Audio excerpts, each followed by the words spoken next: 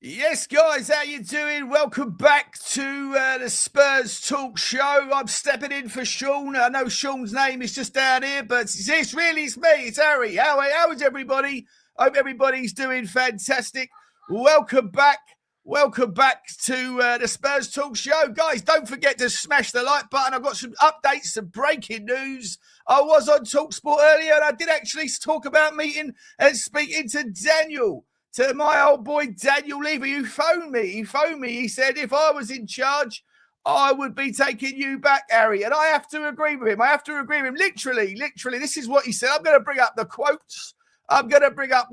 For you to have a little look at. This is what he said, guys. This is what he said. This is what I said, actually. I said, I got a phone call last week from Daniel, funnily enough. I think I spoke to him only once since I left all that time ago. Absolutely fantastic. And I was in the car. I was hanging out the side of the car trying to get a deal for Nico Crancher last week. And suddenly the phone goes. It's Daniel Levy.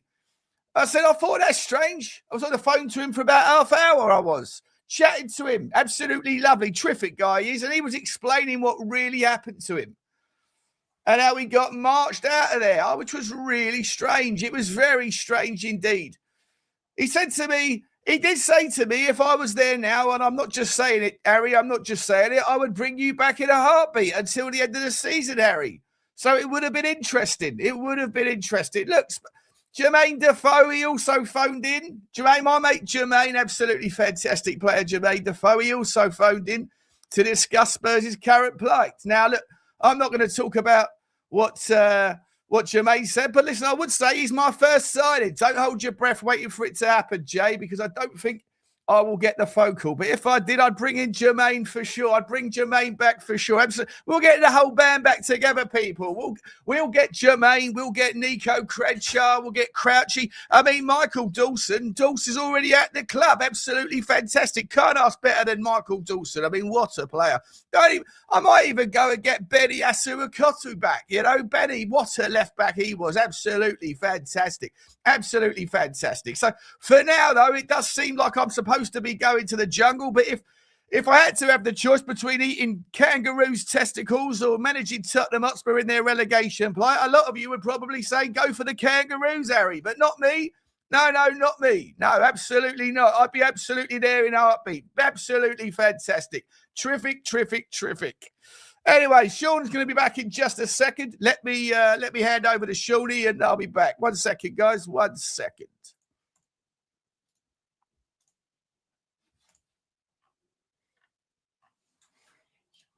Yes, guys, how you doing? Thank you, Harry. I appreciate everybody. I hope everybody is doing wonderfully well. That's my... Well, you know what we do. You know what we do here. You get a new toy and you play around with it for a little while.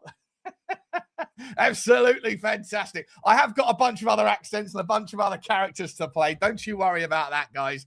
Don't you worry about that. But, you know, teething problems. Not teething problems even. Just getting things out of the way. Just trying to find things. It's absolutely fantastic. How's everybody doing, guys? How is everybody doing? We've got some things to talk about tonight or today. And it is a fascinating one. There's a rat. Guys, there's a rat in the club. That's the way it's being described by Mr. Harris. Mr. Harris of he used to be Daily Mail fame. Now he's moving up in the world. He's now in the Athletic fame, and the Athletic have got a little bit more journalistic integrity. Apparently, there are people within the football club, the players, who aren't that bothered if we go down. They're not that bothered if we go down because they'll get a new gig. What are we doing here? I mean, I know there's people in the fan base that want us to go down, but they're not getting paid, or not a lot. They're not getting paid. Players need to fix up fast. We need to figure out who this geezer is. Is it Micky van der Ven? Is it Romero? Is it Bissouma? Is it Jedley King?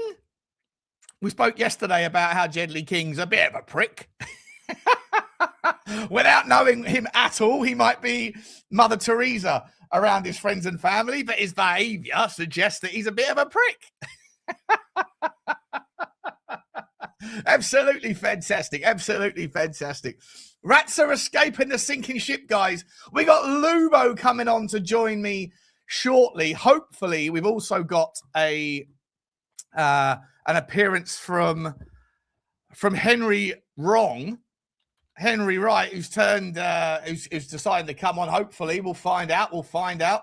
But it's going to be fascinating, guys. It's going to be fascinating. We've got to figure out who these people are that don't want Tottenham or don't care about Tottenham. It's outrageous. It's unacceptable to me. And we got to weed this rat out. We've had rats in the club with regards to leaking team news. And now we've got people leaking that actually some of our players are not buying in and they just don't care. What are we saying about that, guys? Don't forget, smash the like. As Harry said, smash the like button, smash the subscribe if you haven't already. Notification button should be squeezed and comments should be dropped. Thick and fast. We are, of course, available on all your podcast platforms. Don't forget, you can just wait a little while if you're watching this live, or if you're watching this back, then you can actually get the on YouTube. You can get the live comments back. There'll be at some point very soon Stream Elements. Well, there you go. Stream Elements will come down with its bots in a minute, and you'll find all of the links. Don't forget to follow me on the Instagram page, the Spurs Talk Show, not Spurs Talk Show. That's a dead one, and also Rabbit Hole Ramblings and all of that stuff. So make sure that you get over there. Give me the subs, the follows, all that shit. We appreciate all the support you can get. We are also sponsored by OK Jersey.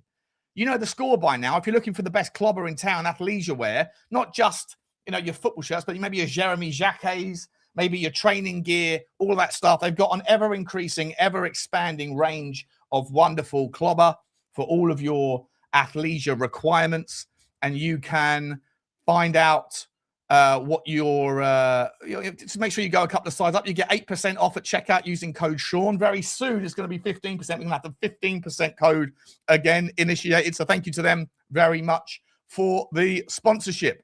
Thank you very much for the sponsorship. Let's start, guys. Why people keep saying Sabah raid? Sabah's still live, isn't he? Isn't Sabah still live? If he's not, if he's finished his show, then we appreciate the raid. But I'm pretty sure he's still live. So. Either way, Ratatata. Big up to him. Big up to you. Big up to the Ludruman. Big up to you, my man. Big up to you, my man. What is going on? The AI tool is insane. Although I think I still need to tweak the settings a little bit because it's a little bit grainy, a little bit. It's not. We're talking like 320p or something. We need to get it to at least 1080, don't we? So need to figure that stuff out. But we're going to be working on it. We are going to be working on that. Plus, I've got more accents galore coming. I'm just a little bit nervous. Can I do Sunny? Can I put? I'm going to show. I'm going to do it. I'm going to do it to you. I'm just going to show you. I've got Vinay. I've got Sunny. I've got Ledley King. I just don't know if that's going to be considered. I don't know. Is it unacceptable to do face swaps with people from different races? Is it unacceptable? Let me know. Let me know. Don't do it, Sean. Don't do it. Oh, listen, I've been trying to get cancelled for the last 2 years. I don't know. I'm not sure. Anyway. We have got a rat, guys. Let's get into this story, shall we? Let's get into this story. Not the one about this one. Not about Harry Redknapp. Not about him. But let's get the other one in. Where is it? Here we go. Is this the one? No, that's not the one either. Here we go. This is what we're looking for. Absolutely fantastic. Right. What are we doing here? Let me get my page up. Where's the right page? Here we go. Here's the story, and it's quite alarming, to be entirely honest. Tottenham Hotspur have lost 6 games in a row for their first time in the 144-year history. They are only 1 point above the Premier League's relegation zone, while their chances of reaching the Champions League quarterfinals are hanging by a thread following Tuesday's humiliating 5-2 defeat by Atletico Madrid. Be interesting to know whether they talk about, are the stories today going to be about Manchester City's humiliating defeat? Are they going to be talking about Sporting Lisbon's humiliating defeat in Bodo? There's more than one team that takes a second leg What about Atalanta? Didn't they lose 5-0 or 6-0, was it, to Bayern Munich at home? You know, do they just reflect on Tottenham in that state? We'll find out. The players look lost, bereft of confidence and powerless to stop everything from spiralling even further out of control. Expectations are low for Sunday's game against Liverpool, but a positive performance could help them to at least regain some momentum. Well, look, I actually think once we went 4-0 down, I actually think that there was a positive performance after the 23rd minute against Atletico Madrid. I actually think we had plenty of chances to do things. But of course, that's never going to be mentioned because the mainstream media participate in the narrative, right? We're bad enough as fans to figure out our own narratives, to find any reason to pile on, to lump on to the negativity. And that doesn't help the situation. I'm not saying we should feel any different. And I'm not even suggesting that the media should cultivate or curate content in a different way. I'm not suggesting they've got any responsibility to do anything other than to sell papers, or sell articles, sell clicks. But I do think that there is, rightly or wrongly, it's irrelevant, there is a participation in the media. When the narrative is a certain way, people want to write the pile on because, first and foremost, they don't want to be they don't want to be the side of the devil's advocate that's saying, oh, maybe things, and they're bad, but maybe they're not quite as bad as everyone thinks. Maybe it's not doomsday. Maybe it's just a step back from doomsday. Maybe it's not midnight on the doomsday clock. Maybe it's 5 to midnight. It's the same in the fan base. God forbid anyone was to say that ENIC were not horrendous as an ownership right now. You're going to get a wave of people saying you're fucking delusional. But the day after the Europa League final, you could feel like more confident in saying that thing without getting 99.9% of people piling on. Again, I'm not saying that. I'm just saying as an example that people participate. It's a one big giant participation of tribalism towards a popular perspective rather than, bringing in the balance, bringing in the context. Either way, the players look lost, bereft of confidence and powerless to stop everything from spiraling even further out of control. Expectations are low for Sunday's game against Liverpool, but a positive performance could help them could help them at least regain some momentum. Spurs need their underperforming senior players to step up. Christian Romero has been sent off multiple times and criticised the club on social media early this year. Micky van der Ven's red card against Crystal Palace led to a chaotic 7-minute spell during which they conceded 3 times. And the Dutchman was then lucky not to be dismissed for the second game in a row for a reckless challenge on Atletico's David Hansko, 100%. He cannot face Liverpool due to suspension, while Romero may also be unavailable after clashing heads with João Palhinha late in Tuesday evening's defeat in Spain. Vicario's form in goal has been erratic. Pedro Porro looks agitated, while James Maddison and Kulusevski have not played a single minute this season due to long-term knee injuries. There have also been problems off the field, as The Athletic reported last month that timekeeping was an issue during Thomas Frank's reign. People like Romero not turning up on time. The strain of an historically bad season can be seen in this squad. Some members who are determined to arrest the team's decline have expressed displeasure at the application of others who they believe are not motivated to help their cause. The Athletic, this is it, have even been told that one player has expressed to his teammates that he is not concerned by the possibility of relegation because he believes he can and will leave this club this summer. Tottenham are drifting and need to find leaders somewhere on their season, or their season will end in the ignominy of a first relegation in 49 years. Spurs have I'm going to come back to the rest of this article. How much of the article's left? There's a lot of the article left. Let's just stop there for a second. Let's stop there for a little split second and come back to the chat. I mean, what are we doing here? What are we doing here? If there is a player in this squad who thinks, I don't care, I don't give a shit about Tottenham's plight, I'm out of here the second that I can. Who could it be? Who could it be? Let me know in the chat who you think it is. Is it Romero? Is it Van der Ven? I think it is time to name and shame, Mark. Is it? Is it Jed Spence? Could it be Pedro Porro? Is it Richie?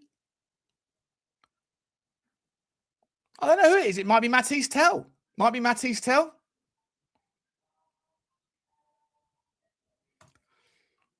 I mean, look.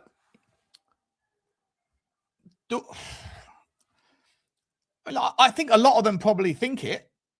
But to come out and say it, and also for what it's worth, like if the Athletic are speaking from a place of truth, and we don't know if they are.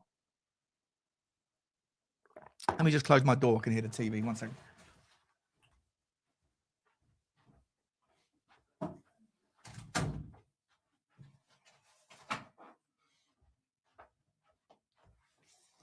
Sorry about that.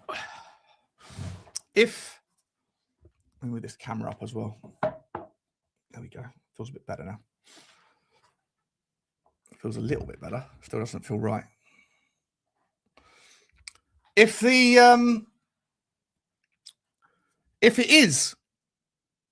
being spoken about by teammates to other teammates, and then that has got back to the Athletic, then not only do you have a rat in the football club, at least one, but you also have a snitch. You know? That's not good either, is it? Like, let's just play the hypothetical. If it's Vicario and he's turned around and said, I don't care if we go down, they go down. I'll be out of here. I'm going to go to Juve in the summer. Who's he said that to? Rodrigo Bentancur, maybe? One of his mates speaks Italian. Again, just hypothetical, alleged, nothing proven here. Was Bentancur turned around and said that to a journalist? Who's the journalist? How has that sort of thing come out? Again, it could all be made up as well, right? Because on the other hand, I think that the Athletic generally have a level of journalistic integrity, right? They want to be they don't necessarily focus on being first. They focus on being right, which leads me to give more credit to the story than I would do if it was coming from Give Me Sport or the Daily Mail or the Express or whatever else. Always question the motivations of the message and the messenger. But Jay Harris, again, I don't know him, but he used to work for the Daily Mail. So I'm pretty sure he worked for the Daily Mail. So doesn't he, like, maybe he's, if you're not prepared to say the player's name, then it's just gossip, isn't it? And it doesn't help. Or Sully saying, Jay Harris, his revisionism since Frank has been nothing short of embarrassing. Low end anyway. Brentford is his level. Big up to you, Sully. Hope you're okay. Listen, I'm just of the opinion that I think this is a 1 second. I'm just of the opinion that this is a situation where we don't know what's true and what isn't true, but because it's coming from the Athletic, I'm more inclined to believe it, but I still would like to know. Otherwise, it's just unhelpful gossip. One apparent player, two sources have confirmed that this is what's going on. Don't know. It doesn't help. It doesn't help. It doesn't help the situation at all. Doesn't help the situation at all. You know, let me just quickly send a link out to people, guys. 1 second. 1 secondo.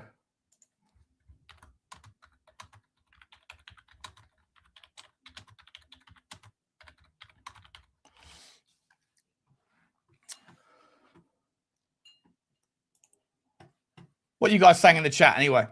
We've got a bunch of other news tonight, a bunch of other stories as well. Vander Ratata Ven. I hope it's not him. I'd hope it isn't one of our senior players. But again, then it probably is, right? If they think that they're going to get the move away, I think they're guaranteed a move away if we get relegated. It's probably going to be one of the top players.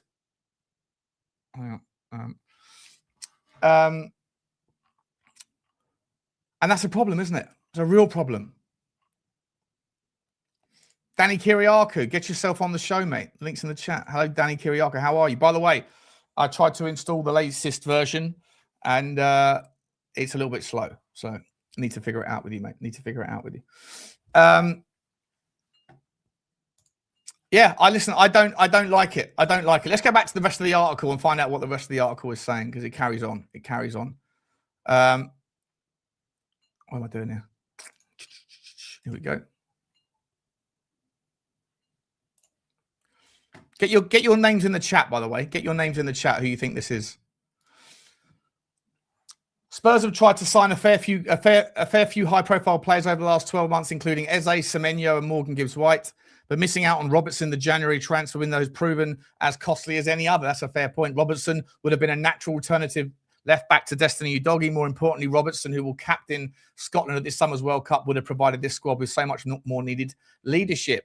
Robertson's comments about his potential transfer offer an invaluable insight into his character. After he scored in Liverpool's 3-1 victory over Wolverhampton Wanderers in the 5th round of the FA Cup last week, the fullback told reporters that my focus never came off trying to help the lads on the pitch and in training, and I'll be committed until I'm no longer needed. The defender, who turned 32 on Wednesday, has only started 5 league games and played a total of 633 minutes. He has lost his place in Arne Slot's first 11 to Kirkes, but is determined to ensure that they have a successful end to their campaign. The body language of Tottenham players after they conceded 4 games in 22 minutes against Atletico suggests they are in a desperate need of support and would have benefited from Robertson's attitude and know-how. 100%, right? I genuinely actually think that the summer miss for Robertson was a massive. The January miss for Robertson was a massive letdown. But we didn't have anywhere else to go to. This is always the problem with Tottenham, isn't it? They don't really have a plan A.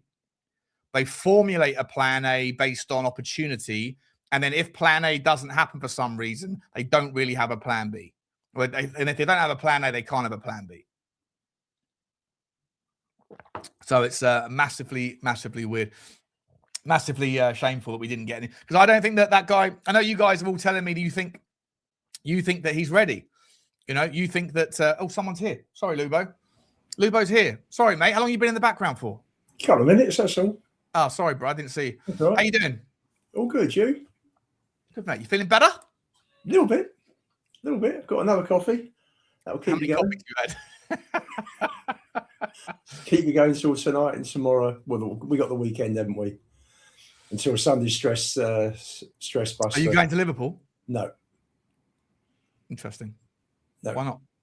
It's Mother's Day. Oh, yeah. What are you doing for Mother's Day?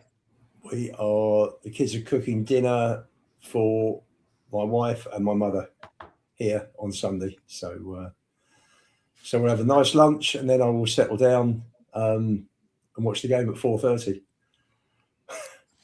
And then the stress levels will be back again. So it's going to be terrible. It's going to be. Do you know what, right? I've got to ask you. Most people in the fan base that before the game against Atletico Madrid were saying that we were going to get absolutely smashed, right? A lot of people were. At least in my chat, in the preamble to the game, I said, are we going to win or lose? And people were coming in, we're going to get absolutely trounced.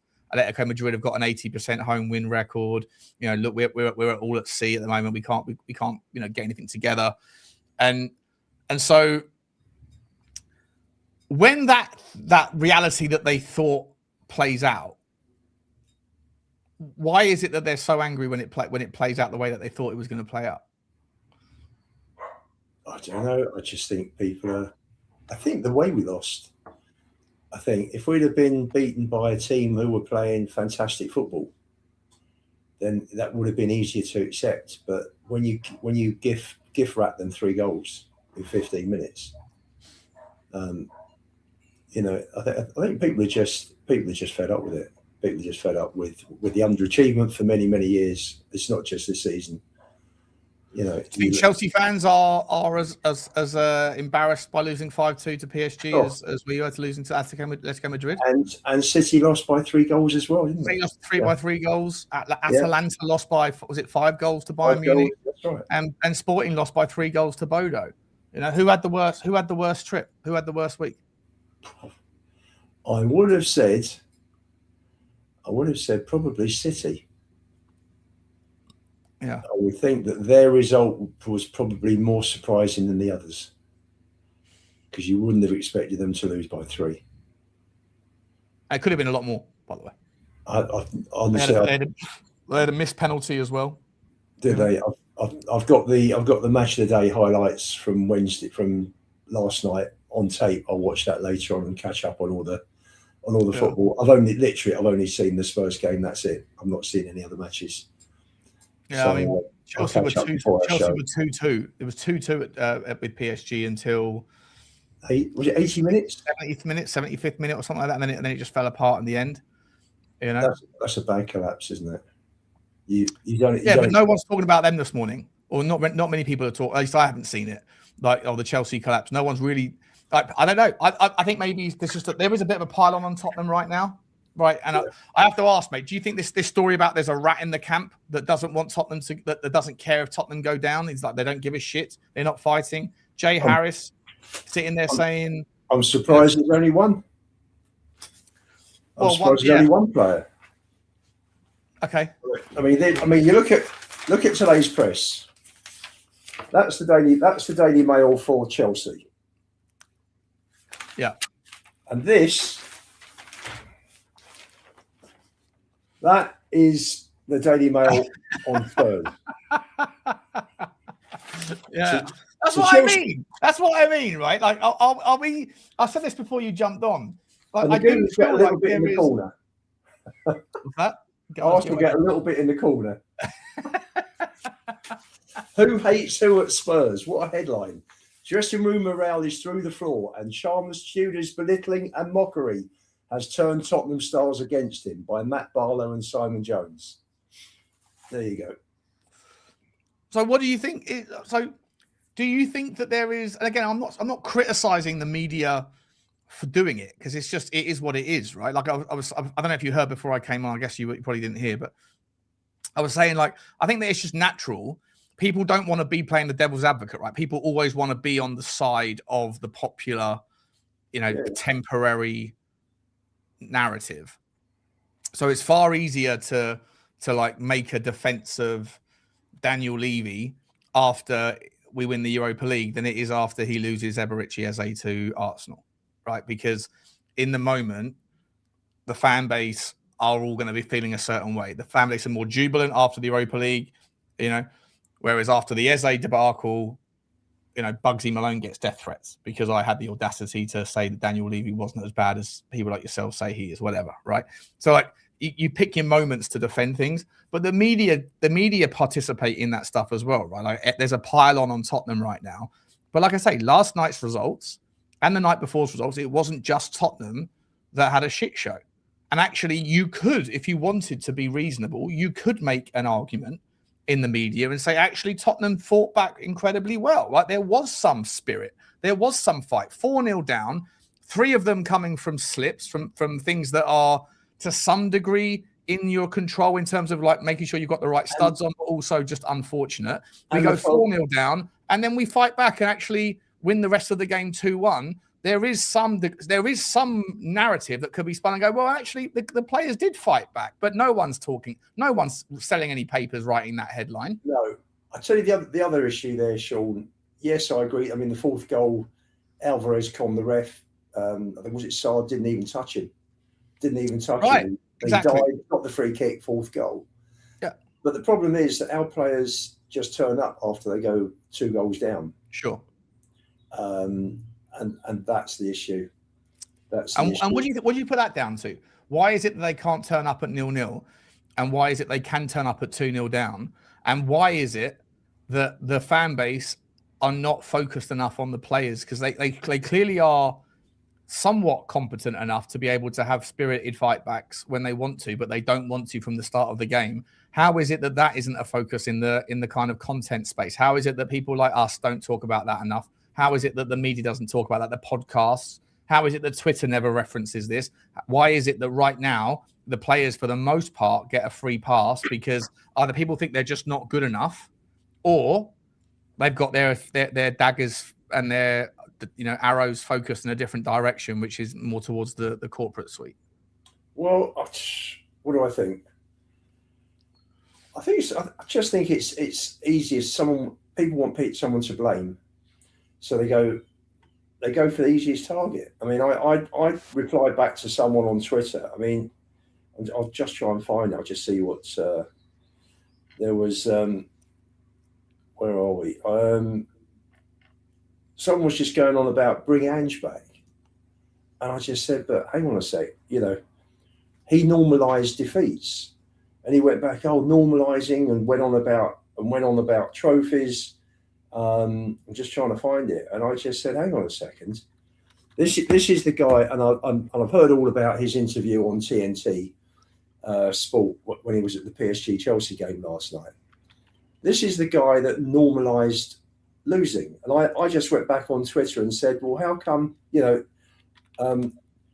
The tweet I was replying to was about he threw the league to win the Europa, and I turned around and said, "But Glasner and Howe didn't throw the league to win the FA Cup and the League Cup last year.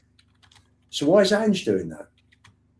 And for me, it's just bullshit. This whole thing about Postecoglou, guy's a joke. Guy's an absolute joke.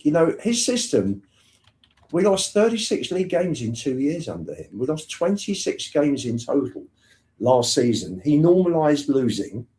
The players got fed up with it. We saw Maddison and Sonny talking on the bench when on the subs bench during the game with Alkmaar when we lost 1-0 in the last 16 last season in Holland, saying that this system is absolute shit. And then Romero and Van der Ven went up to him and said, "Look, we're changing. That's it, finished." And what's Postecoglou going to say? No. So he gets the deflected glory for being the manager of a team that's won a trophy. But he had nothing to do with it. And people are still going on about Ange. Listen, believe me, when I talk about the managers I've seen from Birkinshaw through to not Birkinshaw, Nicholson through to Conte and everyone in between, people like Ange, Frank, Tudor shouldn't be anywhere near our club. The standards have just dived. For us to have managers at this level at our club. So I'm not getting involved in an Ange Frank argument because neither of them should have been our manager. But unfortunately, it's dropped and dropped and dropped. And you know how I feel about ENIC, and I'll say ENIC so I don't get involved in a direct confrontation with you now, Sean. But you know how I feel about ENIC and what they've done to this club. And people are now seeing this. You can't neglect your core part of the business and just do enough to keep people interested because you're neglecting it. If you're not giving something 100%, then you're cheating yourself and you're cheating everybody around you and everybody who's connected with that business. And the fans have been conned for many, many years. And it goes on, I think, before ENIC, when Sugar didn't want Bergkamp. I don't want Carlos Kickable. Well, sorry, Bergkamp didn't do too badly down the road, did he? And I just feel that this has been a long time coming, and we are where we are. And I think so much has been spoken about how we've got here, but I think the only important thing now is how do we get out of this? Yeah. And if it does mean bringing Sean Dyche in for 3 months to get us out of this mess, then if that's what it takes, that's what it takes. So, I don't know. It's it is, but Spurs are big news. Spurs are a big club, and that's why, coming back to the original point, Sean, that's why, you look at the Daily Mail that I've just shown you. That's why we've got a 1.5 page spread on who hates who at Spurs. I mean, just what a headline. I mean, And what do you make of it, though? What I make of what's going on at Spurs, I think the players aren't happy, obviously. I think the players are on their knees. I think there are players there who could have given more effort, who are just literally stealing a living, as I've said. And if the players don't pull their fingers out very quickly, then relegation is a formality. It's down to the players. Forget the manager. These are they're all international players. They shouldn't be performing at this level. I'm not saying they're top 6 level, but they shouldn't be 16th. Listen, in the form guide, we're 20th this year. Well, this is the question. Big up to you, Sava. First of all, thank you for the raid, mate. Great show. I watched it with you and Micky. Very good show as always, mate. I appreciate you. Sava, I know you feel differently to. I know you feel something differently to me in terms of how bad the players are. Right? You saying for ages the players aren't good enough. I'd love to ask you just that sort of question, right? Before we get into like the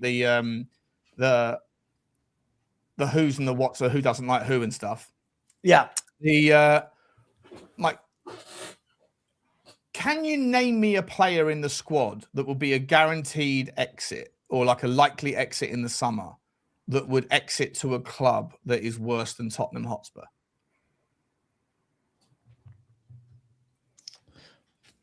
I mean, worse than Tottenham in this guise of Tottenham, or worse than Tottenham in general? Well, either. I guess let me give the context of the question, right? Like, Destiny Udogie probably will get if he wanted to get a move, would probably get a move to a top European club, right? Micky van der Ven will be able to go wherever he wants, probably. Romero probably will be able to get a gig at a top team. Pedro Porro, according to reports, Danny Baker said he's wanted by most possession-based football, or is appreciated very much by most high possession-based football clubs around Europe, which would probably put them, if they're playing high possession-based football, they're probably one of the better teams, right? Conor Gallagher, Kudus. I mean, even Solanke's wanted by Newcastle, according to all reports. So I guess I mean, Berghvall apparently is wanted by Chelsea and Liverpool. Like, if you look around the squad and we're making the assumption that these players are just not that good, then how do you square the circle that Easily. I've seen you say wanted? I think the difficult thing is, first of all, if we're talking about going to a bigger club than Tottenham Hotspur, it depends what we mean by bigger club. If we're going by the absolute shambolic state we've been for a number of years, then everyone's bigger than us, right? Do you know what I mean? Like, at the moment, Brentford and Bournemouth are bigger than us, but they're not as football clubs as we know. I think the difficulty here is, Sean, is there's some players at Spurs that are good players, but have been bought with no plan in mind, no structure in mind, no ethos, no philosophy for a number of different managers. So when I say I don't think the players are that great, more as the collective, I think the collective is not right. It's not been put together with anything in mind. Have we been built for a back four? Have we been built for a back three? Have we been built to be a counter-attacking team, a high-press team, a possession-based team? I don't know. It's a mishmash. Now, certain players will go to so-called bigger clubs, but in different leagues, in different styles, with better players around them, and they'll look better. You're right. Christian Romero will go. He's a World Cup winner. He will go. And I'm not his biggest fan, but he'll go somewhere. And it's slower, and he won't need to be as rash, and yada, yada, yada. Micky van der Ven, his pace will get him into most teams. Don't think he's a great defender, but his pace will. Porro, we've seen it. Pedro Porro looks great playing for Spain because they're a football team that have about 86% possession, and he doesn't have a lot of defending to do. Put him in a team where he's actually being asked to defend, he can't defend. So we have got some decent footballers there, but on the whole, it's not been built for anything, which has always been my bigger argument than the individual footballer. So when you're saying the players aren't good enough, what you mean is the players are not. It's like the sum isn't greater than the parts, essentially. Yeah. The sum of the parts aren't greater than the one, and we know that, right? We floated from back three managers to back four managers to pressing managers to gung ho managers to defensive managers, and this is what I always say: we look at the Brentfords and the Bournemouths and the Fulhams, and we all go, "Oh, we're better than them." Well, on paper, your squad might be, but Fulham build a team because Fulham go and buy a player. They go, I need that player for that position. We just get a load of players and go and play, be better. And that's always been rather than the individual. Look, Xavi Simons will go to a club and he'll do very well, right? James Maddison is a very good footballer. Kudus will go to a club and do very well. I'm not saying they won't, but as a collective, Sean, I just think it's an absolute mishmash and a shambles. There's no proper fullback at the club. We've got one left-sided centre-half in the entire club. There's no ball-playing midfielder. Like, Tel's at the moment the only proper winger, but he's not even a proper winger. Like, no, I hear what you're saying. So it's not that you think the players are bad; it's you think that the semblance of the squad is bad because you've got too many players that play in the same position or that are not different enough profiles, etc. Right? I hear you on that. I definitely hear you on that. But do you think that there's any? But is there a manager that can come in? This is the question of yesterday. I posited yesterday, right? Because you got You got breaking news, guys, from Fabrizio Romano. Here we go. Imminent. Igor Tudor, imminent departure. Any moment now. Do you think that anyone else that can come in? We've tried the kind of no nonsense, rocket up their ass. I have no love for anybody. Coming and do a job. Igor Tudor. That's pissed off the players, right? The players don't like that style of manager. They obviously didn't like the quiet version of Thomas Frank, the professor, whatever. They didn't like that version. Some of them fell in love with Ange Postecoglou's kind of like, motivational car salesman stuff, but they had to tell him how to manage. What is the character? What is the profile of manager that can come in with 5, 6 games to play, 7 games to play, and that can win over their contentment of doing what he asks? I thought you were going to say in general, because in general, the squad needs to be ripped up and started again. Now, when I say that, it doesn't... Right now, just right now. Right now. Get us through this pick. Sean, you're going to hate me. I think we're down. No, I don't hate you. I'm with you. I don't believe. I don't believe that there's a manager that comes in and solves this. Listen, Sean. I hear all the time, like Lubo says all the time, these players need a cuddle. They need a breath of fresh air. I think the poison has run so deep, Sean, that we're past that stage. I think that this club has been such a shit show for so many years now that losing is normalised. Like all the people that celebrated last year, don't worry about winning any league games. Don't worry, we just win the Europa League. We normalise losing. This year, we keep losing. These players, it's in them. They lose. They lose games. It doesn't matter if you are Van der Ven, Romero, or if you are Gray or Tel, or you are Maddison. Or it is ingrained in these players right now that losing is okay, right? It is ingrained. And it doesn't matter. We keep talking about then, I've heard that they've down tools for Ange, right? The players don't like Ange anymore. They don't like his style of play. They've down tools for Frank. They don't respect Frank. We need to get a manager and so can respect them. They've down tools already for Tudor. They don't respect him. Are we not seeing a pattern here that this is the players and not the managers? Not all blame removed. There can be equal blame, but we're just going to do it again. We're going to pretend that this next guy comes in and all of a sudden these players that have shown diabolical attitude will just suddenly say, we're running through brick walls for X, Y, Z. I don't see it. I think we're gone. Yeah, Can I just say, if one more person says Sava wanted Gallagher, Jesus Christ, guys, bigger picture. What's wrong with wanting Gallagher, by the way? What's wrong with wanting Gallagher? Gallagher is not the reason Spurs have lost 36 Premier League games in 2 seasons. Bigger picture. What are we doing here? We got you, Hugo. What are we doing? Listen, I don't disagree with you, mate. Like I've often sat there and I'll bring Lubo in before I bring Hugo in. I've often sat there and listened to you sort of saying, these players aren't good enough. And I've just assumed that you've kind of meant technically they're not good enough. Technically they're nowhere near good enough. I'll stand by that for all of them. Sure, but in terms of like the actual players, like player for player, these players we are where we are because the players are shit. And my take has always been like, how can that be the case if 3/4 of the squad are wanted by players or wanted by teams that are far more, are in far better positions than Tottenham? If everyone in world football looked at them that way, well, that's the point. So now I'm kind of getting that's why I asked the question: that is it that these players are shit, or is it that they're, like the recipe is not good to make a nice meal?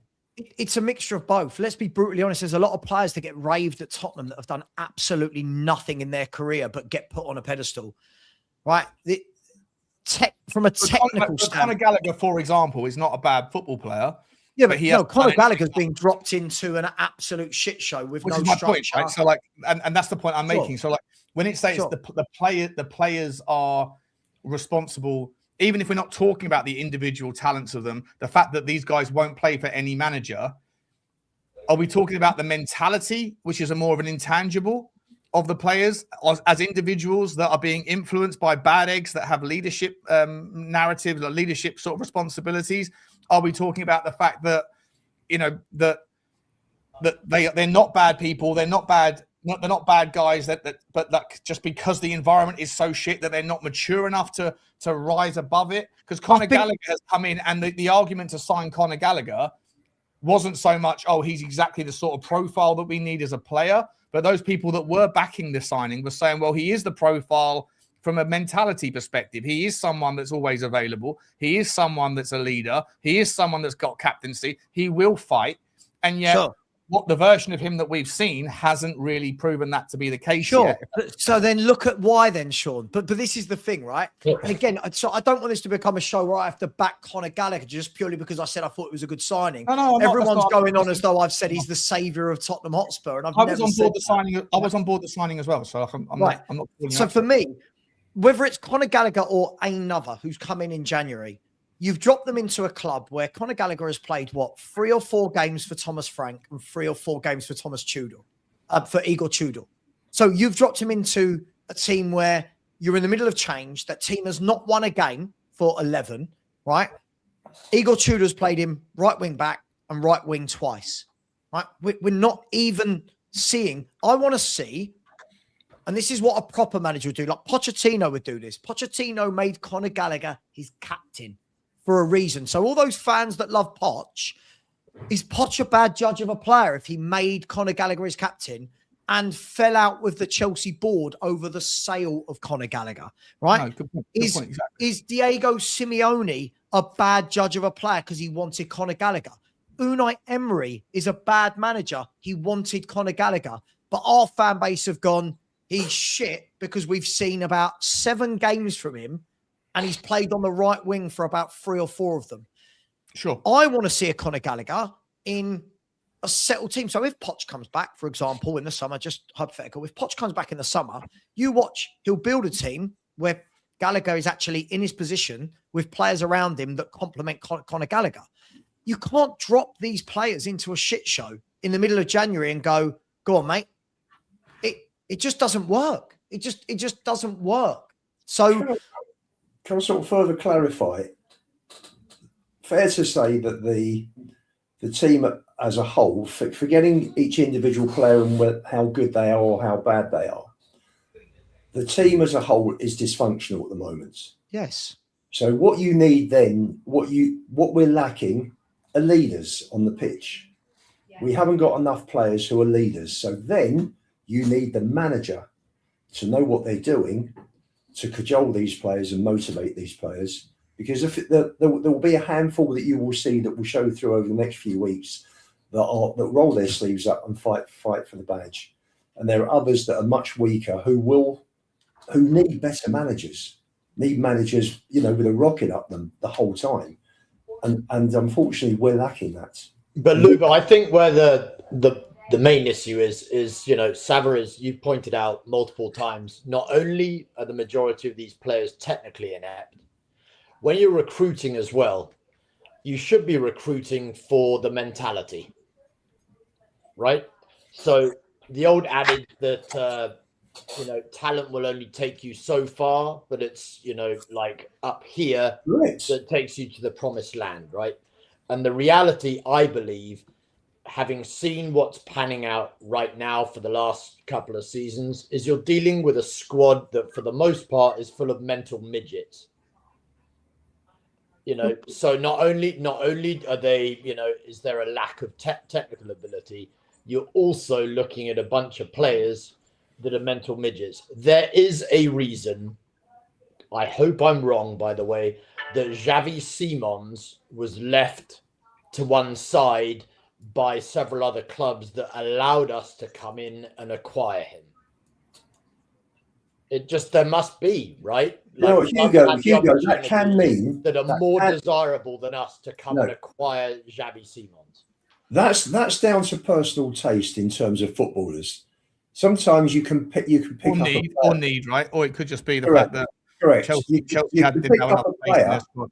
You can pick up a player and you think, Jesus, this player is that good. How come we got him and the others didn't go for him? Mistakes are made, and people view players in different. Yeah, but you look at him now. Ways. You look at him now, and rather than embracing the opportunity, and grasping it. His head's down. He doesn't look interested like the vast majority of our supposedly better players, right? Like they're gone. You know, I think it's but Hugo, isn't it? Again, he's the system around. But this is the thing. I mean, if we'd have brought in Gallagher, everyone keeps picking individual players that they want to blame. Can't we bring back? No, I'm not. I'm giving an example. I'm not blaming him. I'm just giving an example of the mental. I understand that, Hugo. But do you know what most clubs would have done? And this is, if Spurs were a top club with proper ownership, this is what we would have done. A player like Xavi Simons would have been bought when we still had a James Maddison who was playing and was your first team playmaker. Like Modric, gradually eased in. No, and then, yeah, absolutely. And then Xavi Simons in year one, you go, right, you watch Kulu, you watch Maddison, you're easing him in. That could still happen next season, right? That could still happen. Xavi Simons might emerge to be a fantastic player for Tottenham next season. That's my point. The problem is, we literally went out and got him with, 4 days of the transfer window to go. James Maddison went down injured. The plan wasn't to get Xavi Simons. Now, we're all judging him based off the absolute calamity that is Tottenham right now. Yep. You remember, Son came into a better setup and was absolutely poor in his first season. Yeah, he almost went after the first season. Right. So, but we are very quick. Look at our fans. Our fans, after 8 games, have decided Conor Gallagher's shit. Our fans have decided, right? Not all fans. Our fans have decided that in a calamitous year with no real system, 13 injuries, no wingers to support, no top striker, no ball playing midfielder, that we're gonna judge Xavi Simons as a playmaker. You watch.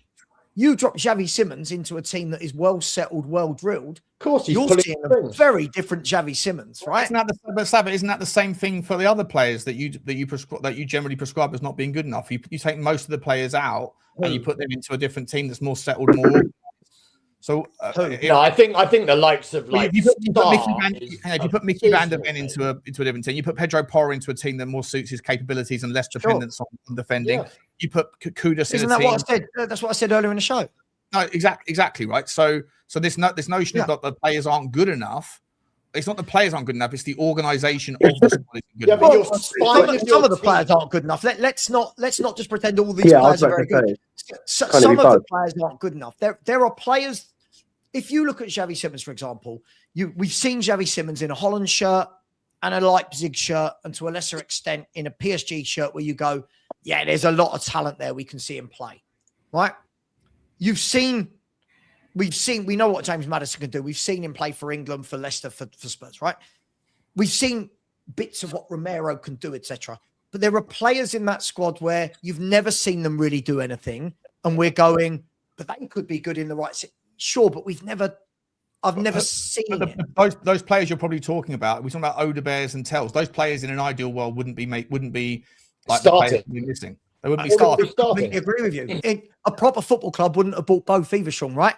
A proper football club would have had a top left winger, bought one of Odebear or Tel, and said, learn from this guy.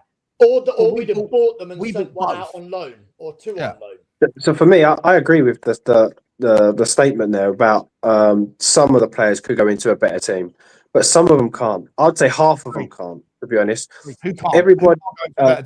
I mean, look, we're going to disagree here on a lot. Mate. Sarr is abysmal. For me, I'll agree. Pape Sarr's limited, massively limited. For me, Sarr couldn't. Richalison couldn't. Solanke couldn't. Kolo, I don't know. Odeberg couldn't. Tel couldn't. To be a starter or to be a squad player, because they were supposed to be squad players, weren't they? But it's just because but what we're saying here. No, but what the question was, like, could they go on and then be good somewhere else? Well, what my impression of good is starting, changing games, winning games, right? So for me, those kind of footballers, maybe if you drop, I mean, it's a bit stupid to say because we're below them now, but maybe teams like your Fulhams, your Leeds, Dominic Solanke could go in and be okay for. But for me personally, if we're trying to be anywhere near the top, they shouldn't be anywhere near this club, to be honest. And the same with, I'll be honest, Berghvalls, Grays, Tells, Odebergs. Look, it's a lovely thought and it's a lovely dream. You know, like, I'm the same. I would love Gray and Berghvall to come in and just be absolute elite. But they're that kids, is though. so They are far still kids. off. I That's what I'm saying. But they're we're not completely forgetting about the amount of injuries that we've had and how much reliance we've had upon these kids to be stepping in when they shouldn't be. I feel like within the narrative that is currently like being espoused within the fan base, like Sava's making the point that there's too much attacking of individual players that have come into a shit disorganized team, and there's not enough focus on one thing or the other. The overall plan isn't there, etc. My personal experience is that I think that there is micro level, isolated blame games going on. Like people blame Kinsky or whatever for what happened on Tuesday night. Last week it was Van der Ven. The week before that it was Romero. The week before that it was whatever. Right. So in the moment, in the minutia, people go after individual players. But then in the bigger picture, the macro, I think most people that I see in the comment sections on Twitter, they are giving a bit of a pass for the team. Saba doesn't, to be fair. Saba goes up. Saba focuses more on the team than anything else. But everybody else right now is pointing their fingers towards the boardroom, and rightly so. Like the boardroom obviously are responsible for the decision making that's going on. But as I've always I said, like, I do think that there has to be, if you're going to be balanced, if you want to be reasonable, not that it's an excuse, but part of the explanation that people don't really bake into the conversation enough anymore, because it's been such a consistent thing for so long that people kind of treat it as par for the course. It's an ordinary thing at Tottenham, but it shouldn't be. But the reality is that our injury crisis is extensive. It's extraordinarily unusual to have over the last 2 or 3 years. The average maximum players that any other team in the Premier League has had out at any one point in time is 5 players maximum across the other 19 teams. The minimum Tottenham have had out over the last 2 years is 6. And up to 50. I'm not knocking that side of things, but I think. Talk about it. I agree with that kind of circle things, but I think that you use balance there quite often. You say, well, it's got to be balanced, but we can't be complaining that we're in a relegation battle and then say, well, they're kids. What do we do? For me, and I say this with Lubo all the time. I always say, look, I don't judge the kid for his age. I judge him for the fact he's put a Spurs shirt on. I don't care if they're 15 or 35. I'm going to judge what they do on the pitch, not what potentially in 10 years playing for somebody else they could be. And the hypothetical around all of this is amazing. But the hypothetical around this is amazing. But really, we've only really had 2 or 3 come through in that terms. And one of them, Harry Kane. His interviews with Harry Kane right at the start was, I learned so much off of the likes of Jermaine Defoe. The touch and finish I learned off of Jermaine Defoe, XYZ. So we could have all this potential sitting in our in our club, well under par, in my opinion, right now, if we want to be a top 5, top 6 club. If they're not learning off of anybody, you can have all the potential in the world, but if they're sitting there teaching themselves this, they're only going to get to a certain point, right?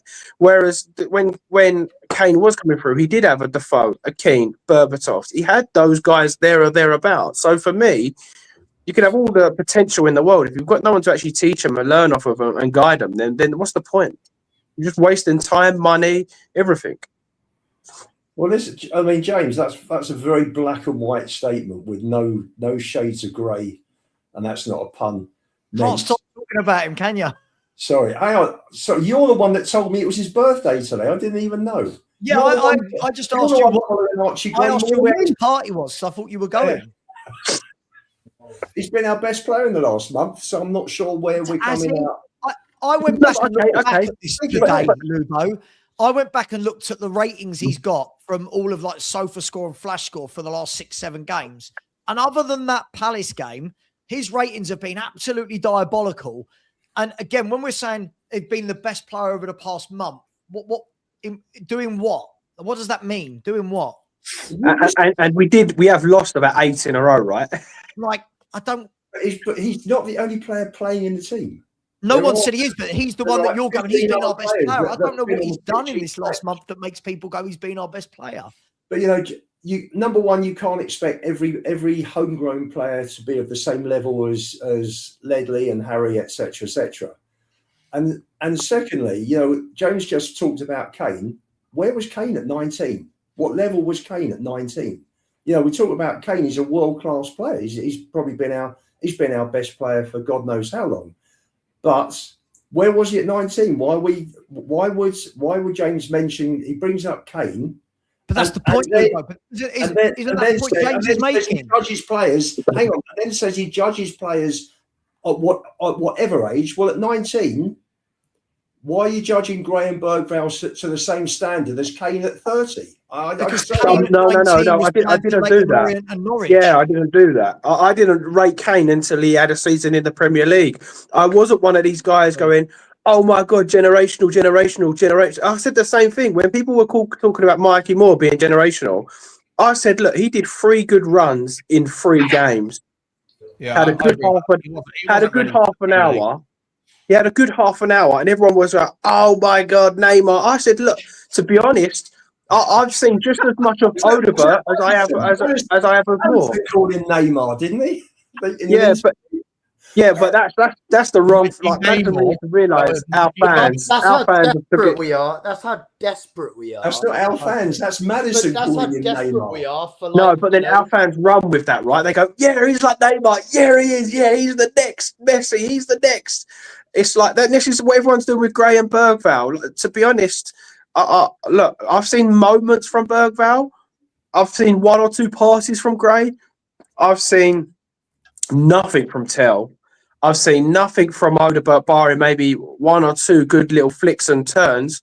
For me to say, you know what, I want these guys to stay at my club and become the start. These are the guys I want learning off of Kudos. I haven't seen anything for it. But guys, they're not the problem. They're not the problem. It's the people that are, picking the players to begin with. That's the problem. The players are the players.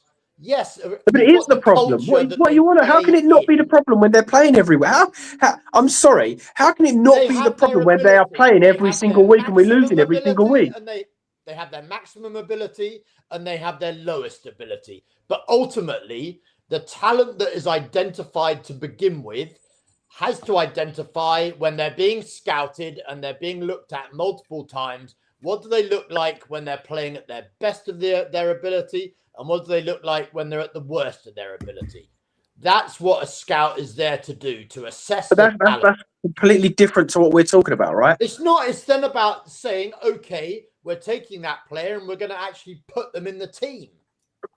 That's and when they've been put in the team, they've been awful, which is what we're saying. So I don't get what your point is. We know the players' fault because that's their ability, their maximum or their going by your the player to begin with. So we can no longer judge any football player at this club because the manager selects him and the owners buy him. So from now on, I don't want to hear you criticise anybody because it's not the players' fault. They do what they can. If they're good enough, they're good enough. It makes no sense.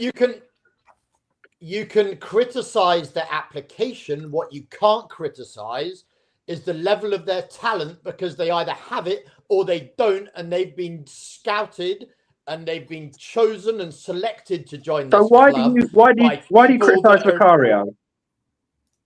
Why? Yeah. Because of his inconsistency. But he can't help that. His level of performances is what he's doing. He should have been replaced. He should. But why do you criticise Vicario then? Criticise the manager. Why are you criticising Vicario? Criticise the manager. It doesn't make no sense. Because I do criticise more than Vicario. I do criticise the Muppets that have made the footballing decisions. Yeah, but guys, hang on. Aren't we doing... See, this is exactly what I said when I came on. This is what we've been reduced to as a fan base. Everyone's now going, I'm blaming this player. I'm blaming that player. I'm blaming that player. It's the higher-ups. Hang on. Right? Sorry, Savat. Yep, carry on. And the problem with it is all of these conversations are just taking away, again, from what the actual problem at the football club is. We've got, listen, whether I rate Gray or Berghvall or Tel or Odegaard as kids, it shouldn't have come to this stage, right? Agreed. Whether I rate Richalison, Solanke, but it shouldn't have come to this stage. If Tottenham Hotspur do not implement a structure at the top, right, and implement a plan and implement a style of play and a philosophy, none of this matters, right? None Agreed. of this. We hate Gallagher. He's not played well. Gray shit. We keep doing this. We keep doing this, right? And James is right in a way, right? Spurs are the ones that went and bought Odegaard, Tel, Gray, Berghvall for the first team squad. So he's going to judge them because they're playing as first team footballers. Now, if Spurs had anything about them, you buy one of Tel and Odegaard and you get him out on loan. You buy one of Gray or Berghvall, you get them out on loan. But we didn't. We chose as a football club to go down that path. And the problem, Hugo, that I think James has, and if I'm wrong, James will tell me, he's not shy, is it's not that these young players don't need time. And it's that so many fans put them up there on a pedestal when they do one good pass in a game. They are playing professional football for Tottenham Hotspur, right? They play one. Gray the other day against Palace made a few nice passes from right wing back. And that suddenly turned into core Archie Gray tonight. He gets it. And I'm watching going, all right, he made a few passes. He's a professional footballer. Right. But we put him there. Mikey Moore. Look at Mikey Moore. Mikey Moore's doing well on loan. Doing well. He's not setting the world alight. He's not scoring loads, not getting loads of assists, but he's doing the right thing, playing on loan in Scotland, getting himself experience. Our fans, because we've not bought properly for the first team, because our owners are a shambles, we go, should we get him back? No. Mikey Moore is not the level of Tottenham Hotspur. Gray is not the level. Berghvall is not the level. It's not their fault, but they should be for the future. But we overhype every one of them. He is the level of Tottenham Hotspur at the moment. Who is? That's the thing. Mikey Moore is the level of Tottenham Hotspur right now. He's not. I agree. He shouldn't be playing, but in the state of where we are right now, he probably is that level. He shouldn't be anywhere near it. Nowhere near. But if he's that level, then just get relegated. If he's that level, why are we worried about changing Tudor? That's why we're about to be relegated. Do you see what I'm coming from? It doesn't have to be that way, really, Hugo. It doesn't have to be that way. I mean, look, we can make some changes at Tottenham Hotspur. It would be quite easy, really. Just, Daniel, give me a call and I'll implement Lubo's 7-point manifesto. I mean, it's absolute bollocks. Never heard such waffle. Well, hang on a second. Apparently, Daniel did give you a call last week. No, he did. He said he was actually fantastic to speak to Daniel last week. He called me out of the blue and he did say, he said, Harry, he said, listen, I know you might be going down the jungle, but listen, if I was still in charge at Tottenham Hotspur right now, I'd be getting you in. I'd give you a contract. Apparently the jungle thing's been and gone, Harry. Apparently that was filmed in September. No. They want me to go back again and eat some kangaroo's testicles. And if I'm entirely honest, normally I would rather do that than manage, because Sandra's jam roly-polies are slightly tastier than kangaroo's testicles. But you know what? I love Tottenham so much. It's absolutely fantastic. And we got Dawson in the house. He's already at the club. So if I could bring back Jermaine, it would be absolutely fair. Nico Crenshaw and everyone else, absolutely terrific. Absolutely. Get the gang together. Crouchy, get Crouch together. Listen, I want to bring Rain in. Bring up to you, Rain. I'm a data guy, right? I'm a data. You see, I can do an impression of Rain. I've been watching him from afar. Rain, what you saying, my man? What you saying, buddy? How are you? Good to see you. Great to see you. Fantastic. Thank you, mate. It's good to meet you, Harry. We've never spoken before. Big fan of when you were in the jungle. Yeah, nothing else. Just the jungle. I make Savarite, and I think Hugo's got it absolutely spot on, which is at this moment in time, our best left back, our best left midfielder, our best left winger, if Mikey Moore was at the club, would be Mikey Moore. And that should not be the case. But the reason why that's the case is because Tottenham don't buy players who are ready to play in the first team. They buy players who might be ready in 2 or 3 years' time. So whilst we're all debating whether Tel is good enough, whether Odegaard is good enough, whether Mikey Moore should go on loan or stay at the club, the problem that we've got is that the club is making up our mind, is making up our minds for us, and buying players that are not yet ready for the first team, and yes, then we get injuries even if we've got players who are ready for the first team. So then they have to play. I don't agree with the way that we develop players. I don't agree with the way that we recruit players. I don't see other top 4 or 5 clubs doing that kind of recruitment and development. They develop from their academy. They don't go out. The top 4 or 5 clubs don't go out and buy youth players. The worst that they do is like Chelsea. They buy players, they buy youth players, and then they just send them out to their feeder clubs, right? So it's a controlled development process that they've got those young players on, but they're not buying them just in case they need to be there for the first team. We should never have signed Tel. We should never have signed Udogie. We should sign players like Man City do for the first team, like Man United do for the first team, like Liverpool do for the first team. We act like a small club, and that's why we're now down with the smaller clubs. And all due respect, I agree with what you're saying, and I'm sorry to sort of keep picking on this one player's name because I know like Sean's got a little soft spot for him, but the likes of Tels and stuff coming in, if they're not good enough, why are our fans saying that they're good? They should be given chances.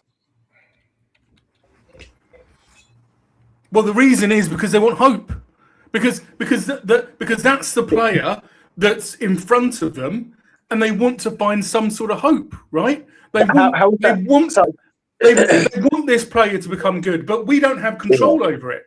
But ultimately, the problem is that they're recruiting players like Tel and Udogie and Sarr and Berghvall and Gray. Yeah, but the problem is for me, there's so many. And there's loads. The Carlos Velices, the Brian Hills. It goes on and on and on and on and on. Ashley right? Phillips is another one. Absolutely. Yeah, absolutely. And for me, the Japanese lad that had the plantar fasciitis that just got... Yeah, that's what he said, yeah. For me, when fans stick up for these players, though, they're not encouraging it. It's nothing to do like they're making it acceptable, but it's just giving an alibi, in my opinion. So everybody should be saying Tel isn't good enough. Everybody should be saying Odobiert's not good enough. Richarlison, Kolu, Dominic Solanke, look, he's had a couple of good games. He's been poor. Sarr. But everyone, the kind of common denominator is, yeah, but everybody was looking at Sarr. Maybe, but everyone was fucking lucky not to sign Sarr.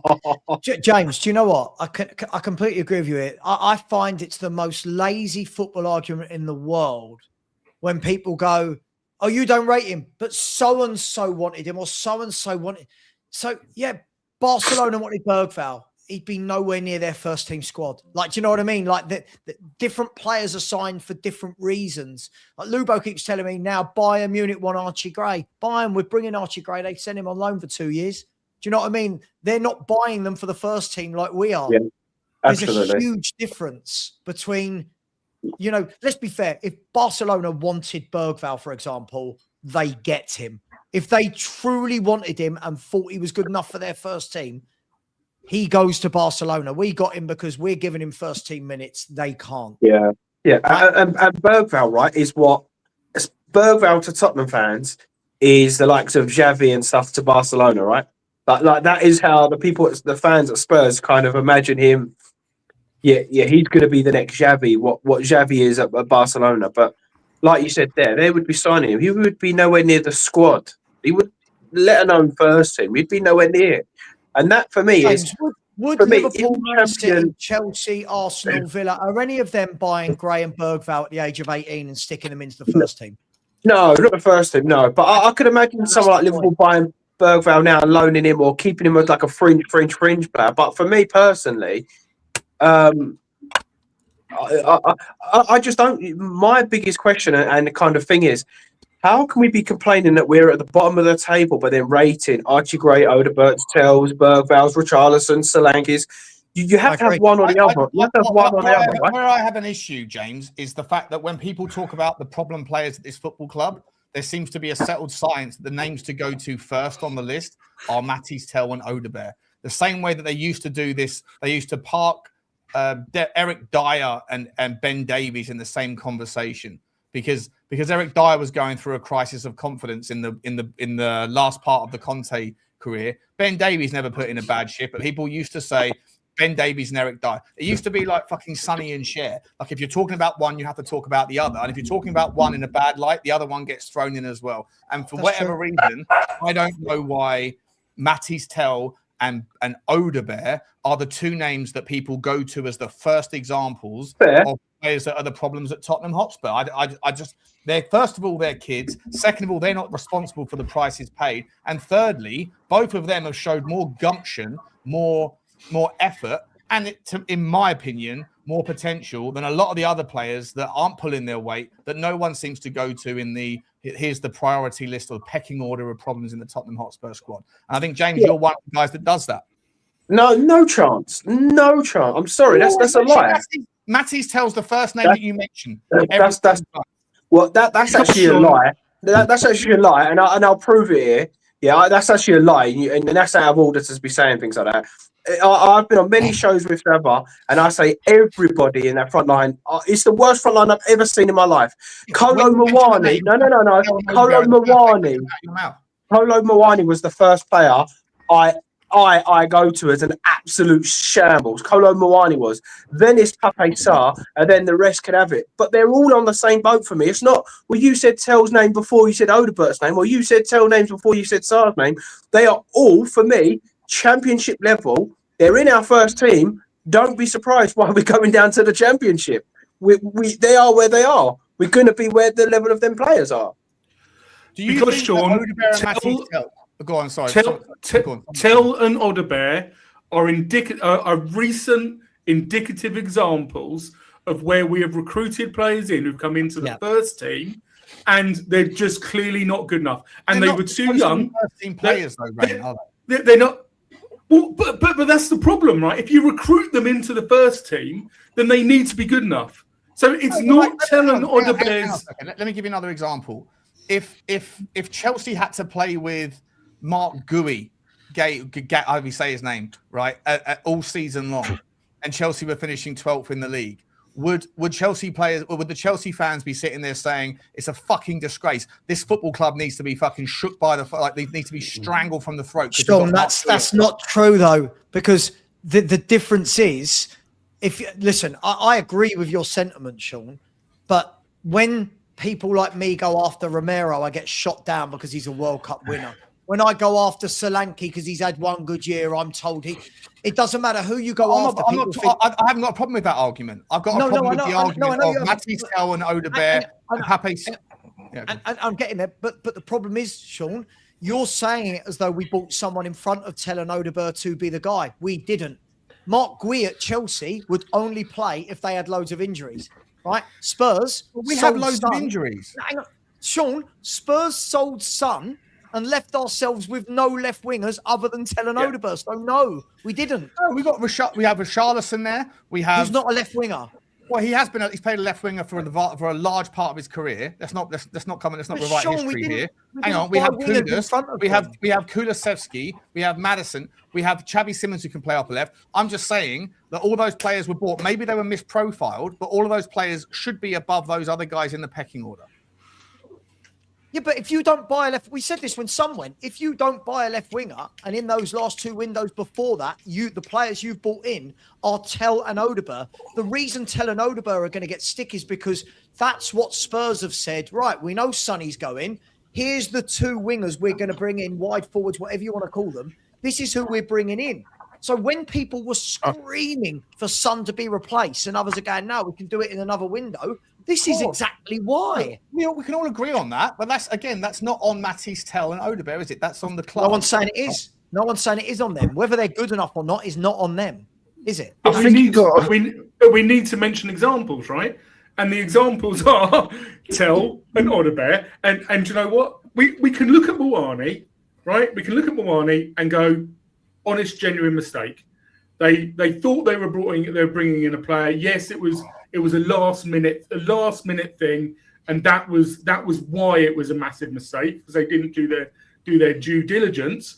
But they got themselves into that situation, and they went, okay, this guy has had a stellar season at Frankfurt. He's been at PSG, had a decent time at Juve. We're desperate. He looks like the right profile, and they've got him in. Genuine mistake. But putting that to one side and all the problems with that, with Tel and Odebear, they did loads of due diligence, and brought them into the first team. Hang on, but Odebear, first of all, Odebear was brought a year before, but he spent the entire season out with one injury. And this season, he has shown, in my opinion, I think a lot of people, I genuinely think content creators speak more about the negatives of Odebear. If you actually go onto Twitter, and Twitter's a brutal cesspool. Let me ask Dan, Hugo, and because you guys haven't said anything for a while, boys, and Lubo. Let me just ask you guys as well. Like, I think that players like Odebear and Tel get a fairer crack from the non-content creators? No, I'm sorry. That's just lies. With that one, I find people are more likely to get. It's not lies. But stop saying lies, James. What's his GA then? Continuous. What? That's not the point I'm making. I'm What's that got to do with it? Watching them with our eyes. Yeah. What are they? Look, with this one, I think what it comes down to, a lot of it, is I've got the attitude that everyone's got a different opinion to it, and a different way they look at things at football. Yeah, my attitude is I don't care if you're 18, I don't care if you're 40. I'm going to judge you all exactly the same. Why? Because you are under contract at Tottenham Hotspur. Whether you're meant to play in the first team or the pecking order, whatever comes down to the 25 in the team and that, you're getting paid excess of 30 grand a bloody week usually in that. I'm going to judge you on that pitch exactly the same as I judge every other player on there. I don't care if you're young and you've got a weak mentality. If you're young and you've got a weak mentality, then maybe you need to go see a psychiatrist or get a different bloody job. In that aspect, I understand where experience comes from. And that is where I cut the young players that bit of slack, because they haven't got the experience. But on that pitch, I'll give them some more slack on there. They haven't exactly got any leaders to look up to either. But when it comes to judging a player for a game, all right, he asks for his wages, but he don't ask to be paid 40 million or 20 million for what you pay for him. That's down to the club. But people are going to look at it, especially when you look at the shambles the club has employed over the years, with people trying to justify the crap that we buy to prove their own points. And then when it comes down to it, we just don't get the right players in there because we just go for the crap and people are happy with it. These young players have to take some of the stick as well, because they've been on the pitch as well. Maybe they shouldn't have played as many games as they should or wouldn't have if we'd have had a full fit team. I get that. But they are still part of the pecking order at Tottenham in the 25, basically, that have got a high contract, that have been classed as good enough for the Premier League, which I don't even think Odebear, Tel or Gray are even good enough to step foot in the Premier League, as they wouldn't even get into another Premier League team except ours. And they've got to take the stick as well. But you do have to give them that bit of leeway in the aspect of they are still learning. That is the bit of leeway I'll give them. But the rest of it, I'm sorry, I will judge everyone on here exactly the same as I would on a football pitch. I'll judge you all the same. If someone cocks up, you got to tell them. But if you can see they've made a mistake through lack of experience, which you can see that at times, then you give that little bit of leeway. With Odebear, I think you have seen improvement on him, but was there really that much to improve on? Gray, I think we've seen a moment or two out of him, which is better than we have done for the past year and a half with him. But as soon as Gray shows a bit of fight, next thing you know, everyone's getting into it and everything about he's our best player and everything. Well, no, okay, he's shown a pair of bollocks. Fair play to the man. Well done. I'll give you that one. Now actually try and play some decent football with everybody else if you've got the capability. But people will justify it again just to say that Archie Gray's had a good game, basically, that he's our best player for the next 2 months and whatever, just because he looks like he put some stick into it. But guys, again, for me, it's a combination of mentality, and you look at the level that we've been recruiting from. Odebear came from a relegated side. Maddison came from a relegated side. Archie Gray came from a championship side. And now you're looking I don't at buy that into that. mentality. You're looking at Mathys Tel, who wasn't deemed good enough by Bayern Munich. So we picked him up on loan with an obligation to buy. So it would appear. You look at those, and then rather than them being, the on the subs bench, that's the mentality of, okay, yeah, Maddison out again with another bad injury. But the vast majority of the players that are now our starting 11 players are players that are from sides that either aren't good enough or have come from sides that have got a losing mentality. You put that into I disagree. On what? What are you disagreeing about? Like How that's can, the actual facts okay, about those players. okay, let me answer then. But first of all, Sean, I wasn't saying like you was lying. Like that's really the wrong word. So I'd apologise. I'm not saying you was lying about the Odegaard thing. All good, it's all good. It's all good. But Fucking idiot. yeah, I'll come for you. But with how so Leicester are a losing mentality. Is that what we're saying? Didn't the year before they got relegated, dude. What about the year before? What does the year before matter? They're They got about relegated. to be in League One, James. Yeah, but no. But Yeah, if so they have that's a losing irrelevant. mentality, how did they win the league? How did they win the FA Cup? If they're a losing mentality, 9 years ago. Yeah, James, history is irrelevant when it comes to the following year, basically. Once 2 years is out of the way, history is irrelevant. Look at us next season. The fact that we Just won the quickly, Euro is on totally that. irrelevant. on that then. So does that mean? But just super quick, James, just quickly, contemplate this. Tottenham Hotspur will be the laughing stock of the league if we go down. Like all of the big six will talk about us for about 2 minutes. Not just the league of world football. Sure. We will be forgotten about. Like no one's talking about the fact that Leicester City are in the relegation zone of the Championship. They're going to be a League One team. No one's paying attention. So this like Tottenham will be the flavour of the town in terms of banter for about 3 months, and then as soon as September comes around, no one's going to think about us. Sean, isn't it subjective with the players? Like Hugo's got a point. But also, it does work the other way. Jared Bowen came from Hull. He's quality, right? Andy Robertson went from Hull to Liverpool. He's quality. Dele Alli from Milton Keynes. We can't just say because how bad is Jamie Vardy? How bad was Jamie Vardy? Guys, I'm talking about who's in our 11 now. The problem is, you can take a few players from these clubs, but the point in general, surely, we're all doing it again. We're all sitting here. This isn't about Odegaard or Tel or Gray or Berghvall. This is the recruitment in general. Is if you constantly buy young players with no experience or constantly buy players that have losing mentality of being relegated, this is what you turn your football club into, right? It's mentality. If you buy properly with a plan, this doesn't happen. So the reason Tel and Odegaard get stick is because they're recent signings and examples of this club's recruitment. Gray and Berghvall get it because in the year where we needed to replace Højbjerg, Lo Celso, Ndombele and Skip, we bought those two and didn't decide to complement them with a couple of top central midfielders. We did though. We got Polinia in, and no. You're in a different year now. You're in a different year, Sean. You're in a different year, right? Go back a year, Sean. You're going back a year, right? So the problem is, if you are, this all comes down to, we all know this, whether we all want to row or whether people hate me in the chat and want to talk about, this all comes down to, we have not bought properly. We have not replaced footballers that we needed to replace, and there's no setup that these people are coming into. So if you buy, let's just use Odegaard because we're talking about him.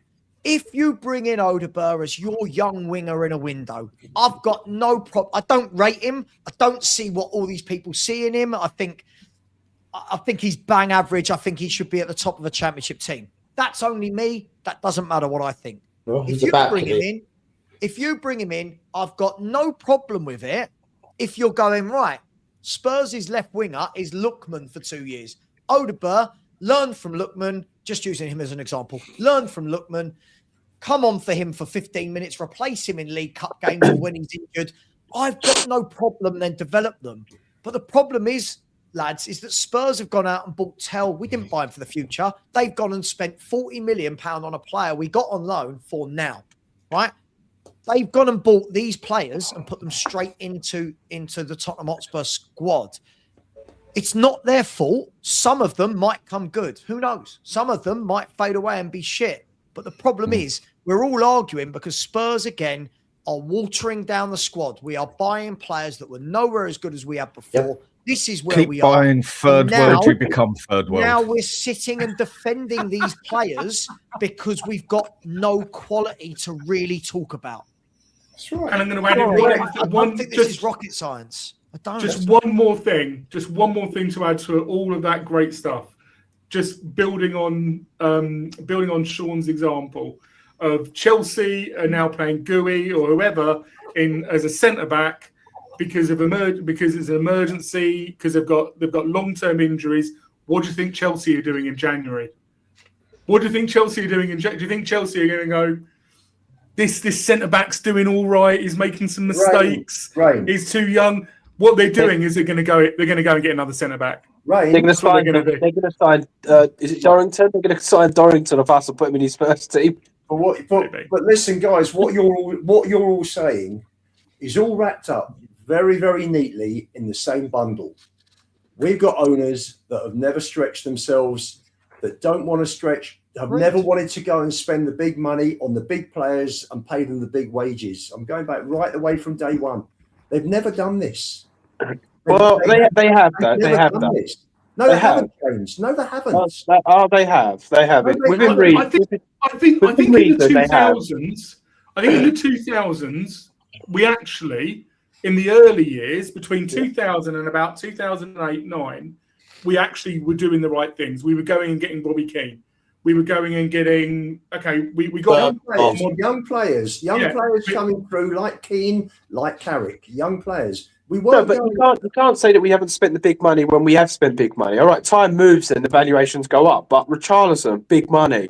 Johnson, big money. Solanke, big money. Romero, big money. Van der Ven, big money. I get. You think Gray, Odegaard, and Tel, massive money. 40 million is big money. Exactly. You're talking. Hang on a sec, Sab. You're talking about big money. Chelsea spend 115 on Enzo. They spend 105 they on 400 million quid last year. They spend 105 on Rice. That's big money today. Not 40 million, 50 million. Yeah, but this is what I'm saying. Which is not small money, but we've never gone and bought, never gone and spent that money. Do you think we actually could spend 100 million quid on a player? Wait, it's recruitment. When Jose wanted Ruben Diaz for 63 million, Levy wouldn't pay the money. He ended up with Rodon for 12 and a half. Do you think Tottenham Hotspur could realistically go and attract a £100 million player right now? No. Never. But above and beyond that, Sean, even if we entertain the idea of them spending 100 million, you reckon that they'd spend the wages? No, forget it. Even if that's the point I'm making, Hugo. If Tottenham Hotspur said, all right, let's go and see if we can get Julian Alvarez, right? And we'll give Atletico Madrid 100 million quid and we'll pay him 350 grand a week. Do you think Alvarez joins Tottenham Hotspur? No, he goes anywhere. Not right now, right? Do you think he would have joined us last year? No. Do you think he would have joined us the year before? No. But this argument that we don't buy these £100 million players like Arsenal and Chelsea, there's obviously another reason as to why it is, and it's not just down to money. It's down to the draw, the propensity of winning big trophies. If there's £100 million player, hang on, Lugo, there's £100 million player available, you best believe that he's not just going to be wanted by Tottenham Hotspur, because other people go, even if I don't necessarily need him, I just don't want the other threats to my title-winning chance of having him. So I'll go and buy this player either way. I agree with you, but it hasn't always been like that, right? Did Arsenal really always been like that? Probably not. Aren't we the fifth biggest spenders? Aren't we the fifth biggest spenders? And it hasn't always been like that, Sean, right? So I agree with you now. I do agree with you now. Yes. But what about when Pochettino and stuff was here? To not buy no one in, was it 3 or 4 windows? And at that moment in time, £1 billion of debt then. Not so I thought it was more. Was it 2 years? the circumstances around that particular 18 months, I think. This is why I've always maintained, and I genuinely believe it, the worst thing that could ever have happened to Tottenham Hotspur was getting to the Champions League final when we did and losing. Because it first but what about the season before that, though? It reset the standards of the fan base, the expectations to be unreasonably high, an artificial point in time, and suddenly we bought Bitcoin at the top, and then we now resent Bitcoin because Bitcoin has fallen down 50%. On top of that, we just moved into the new stadium and had all the debt that came with it. There's all of these different circumstances and context as to why we went without signing any players. I don't think there's anything wrong with raising standards and trying to raise the bar. I don't think in life, in anything, I don't think there's anything wrong. Unreasonable levels from people that have no control over the outcomes. There is 100%. Unreasonable level. What is it? Sorry, what is an unreasonable level? The expectations of the fan base. The fan base has no control over the outcome, but they have standards that are beyond reasonable given the context or the lack of cognizance of the context of the time. You're saying that because of how it's unravelled, right? So if it didn't unravel like that, at the time, I said it at the time, James. No. But what I'm saying is, though, I'm not saying like the Champions League thing. I'm saying the 2 seasons before that. If we actually did go out and buy another top left winger, because we was knocking on the winning the league, second, third, we were there or thereabouts, right? So if we went out and bought a top left winger, a top midfielder, and then rotated your Dembele when he got injured, or your Son, and then the next winter you go out and buy another top right winger and a centre back, like what Arsenal have done, you then don't fall down the pecking order like we have. But the thing is, you then kick on and you go down a different route. But my again, this is not thinking at the fans again, but my issue is with the fans, they give alibis. So what they do is when we had that team, no, we can't sign anybody because no one gets in this first 11. That is a fair point. That is a fair point. Down the table. Whereas if you act, if the one thing I become Levy out after the Pochettino period because we was at, from my opinion, we was there or thereabouts at the top. You act from a position of strength, and what he did is he got to that position of strength and then went bop, and we are now where we are. Why did he not back? Why did he not go and put his hand in his pocket? I'll answer that, James, because it was too big a risk and there's no guarantee of rewards, and that's how ENIC behave. They go up, they are risk averse. They're risk averse. You've got to admit that. Can we deal in facts? We just took those are facts. They're facts. They're not facts. They're not facts, mate. It's subjective. We go back to subjective versus objective. Sean, I will go till the last breath in my body that ENIC have been profit before glory, and they take us up to a certain level with minimum risk. And then when you've got to jump that final part, but there's no guarantee of success, they would not risk their money. The facts are not your feelings around the lack of ambition. It's lack of ambition, Sean. They're more interested in profit, and if they you might be right, but they're not. When I say facts, I'm talking about the fact of the matter is we had £1 billion of debt. The fact of the matter is that we just moved into a new stadium that has consequences. Look at Arsenal. Look at how Arsene Wenger had to navigate the first 7 years of the post-Emirates move-in. He had to sell every top player that they had because they couldn't sustain, and he did an amazing job. Like Arsene Wenger is thought of as a hero amongst Arsenal fans. Some of Arsenal fans remember him on the final 3 or 4 years, and they resent him for the way that he finished his tenure there. But actually, those guys are just fucking idiots because they don't know the fucking context of the environment in which he was working within. Similarly, like you're saying, it's a fact that he didn't have the ambition. You might be right subjectively, but objectively, you don't know that. And at the end of the day, the fact is that Tottenham did have £1 billion of debt. This is why I maintain that if Tottenham had got to the Champions League final this season or last season or any other time, apart from that particular moment, it might have been the catalyst to move on. But at the very start of the next phase of Tottenham, when you just took on £1 billion of debt, there are financial restrictions in place that may or may not, but I would argue probably do explain why it is that we didn't buy players for that 500-day period. And you might sit there and dismiss it. I know why they didn't buy players, Sean. I know why. Poch was meant to have turned players down as well. You don't know. You don't know. It's because someone that the guy that told me that Harry Kane was coming back last season and the season before. If I have facts, Sean, you don't agree with, then I don't know. They're not facts. They're opinions. They are If you wanna be opinions, in Lubo. denial, Sean, How many be times in do we have to denial. we have to explain that your opinion? You be in denial. You be in denial. Sean, They're not Sean, my facts because question you to say you, they are. my The question to wonderful you is, businessman, the fantastic businessman who overspent by $500 million on our ground. Overspent. Keeps going up every time, Lubo. Last time it was only 300 million. Make your No, mind it's up, mate. always Seriously. been 500. Lubo, can I ask you a question? You Can I have ask a said question 200, without it you going have mad? said 300 as well, mate. Lubo, can I ask you a 500. question It's without always been 500 million. everyone getting mad, Lubo? I just want 600 to ask. next time, yeah? I just want to ask a question, and this is probably to everyone here and people in the chat, because I make Sean and I don't agree on everything, by the way, but I make him bang on this one. This is a really good point. Right now, as we are right now, forget what we were, but right now, if Tottenham Hotspur say, right, we are going to go and buy a £100 million footballer, can you name me, and be realistic, name me one £100 million footballer that Tottenham can sign that none of the big boys are going to also want and nab in front of us?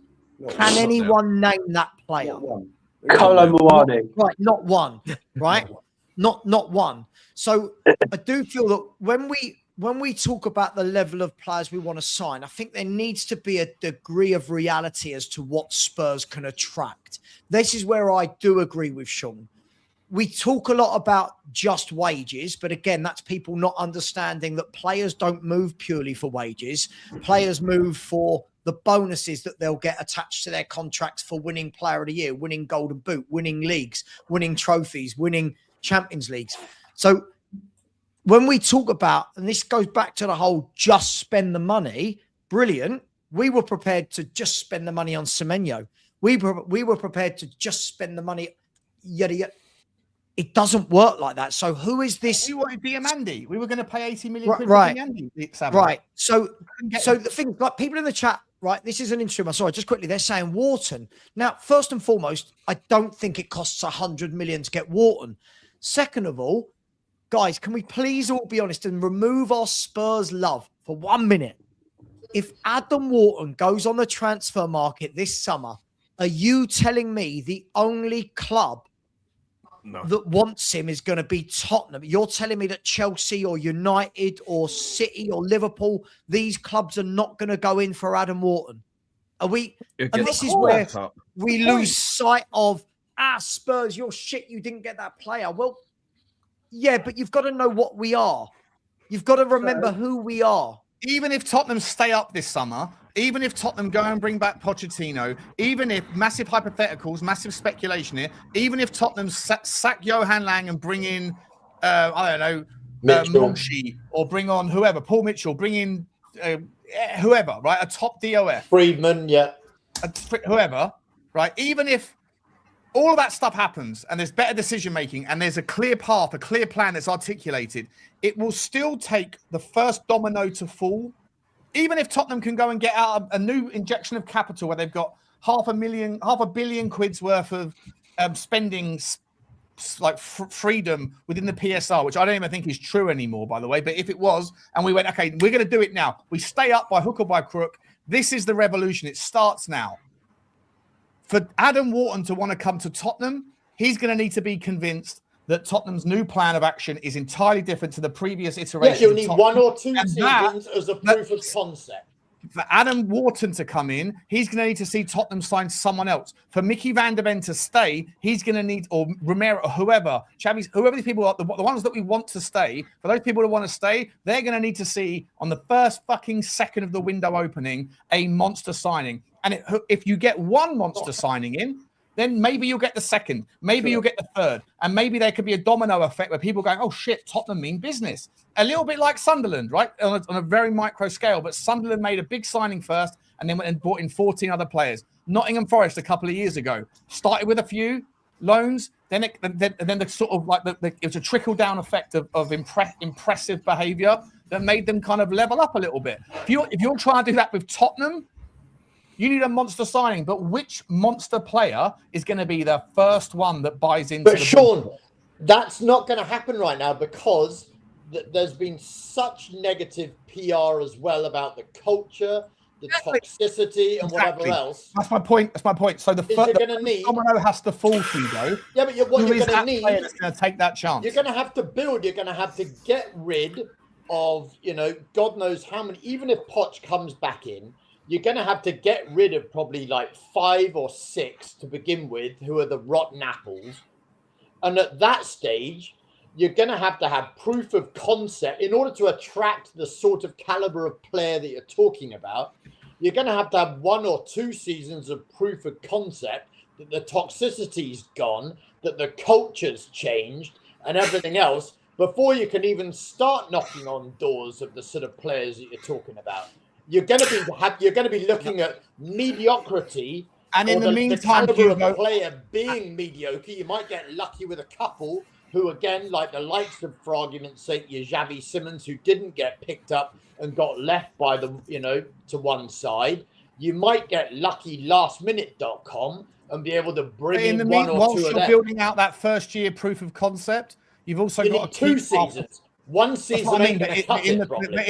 In the first summer of that building out patience program, you've also got to find a way to navigate the exodus, because the only reason that half of the players that you want to stay are going to stay is if they see people that are coming in and they see a change of plan. But there's been so many false dawns, so many broken promises, so many Tottenham in business is going to. Yeah, but that exodus includes big window. The next window is going to be the one, and yet that exodus includes several of our. That exodus, by the way, includes several of what we would call our better players, who, as it would appear right now, are also part of the toxicity problem.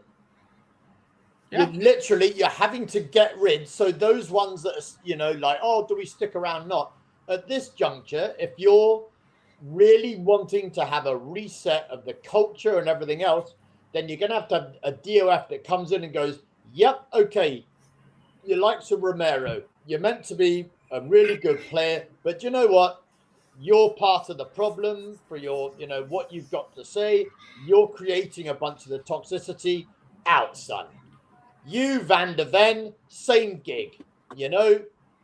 Great. You've got loads of talent, but ultimately you're not what we're looking for. If the first thing you do this summer is to sell Micky Van de Ven and sell Romero, then you have to replace those two, and you have to replace those two and sell the idea to the next iterations of centre-backs who are going to be not. Yeah, well, we've got one of them. We've got, let's say, for argument's sake, you've got Danzo, who's Mr. Reliable. Vuskovic, who's under contract. You need to bring him back. I don't care what, he might hurt his feelings about not playing with his brother. He's been out on loan for a couple of seasons. He's been identified as talented. Bundesliga, he keeps on winning, players of the player of the month. You bring him in, so then you've just got to, and then you've still got Dragusin, whether you think he's a problem child or he's not, whether you keep no, but if you're losing Micky Van de Ven and Romero, you need to replace them. I agree. You've got to bring in something else. You need to replace them with players that are, if not yet, become those level of players, and you replace them with similar potential standards. I don't think anyone looks at that. People look at Danzo and think solid, but no one's going to look at Danzo and say he's got a ceiling to become the next Romero. But that's not where we're going to be, Sean. No, but my point is, though, is that if you're trying to build this natural, over the next 2 years, Tottenham are going to become a force again, and that starts with losing your 2 best centre-backs, then you have to replace them. We're not going to be... They've been part of our worst ever years. You're going to have to replace them with something that gets the next iteration of players, the dominoes, right? You want the dominoes to fall where everyone starts to buy in. Yeah, if but it goes to Liverpool for 100 million quid, where do you go to replace them? Look at Chelsea. Yeah. Look at the amount of They've not been that good. I don't know what we're doing. No, I agree with Sean here. If a player's not good enough, he gets moved on and they bring someone else in. Yeah, but bringing that's the part I'm saying, Hugo, is bringing the someone else in. Who wants to come to Tottenham right now? I don't know, but it's a shit ton doesn't easier. This all come back to scouting? We can't get £100 million players. We need scouts that go and find good players. The way Palace went and scouted Lacroix, right? The way Newcastle went and scouted Bruno Guimaraes from Lyon. This is what we need, scouts. The £100 million players aren't coming in.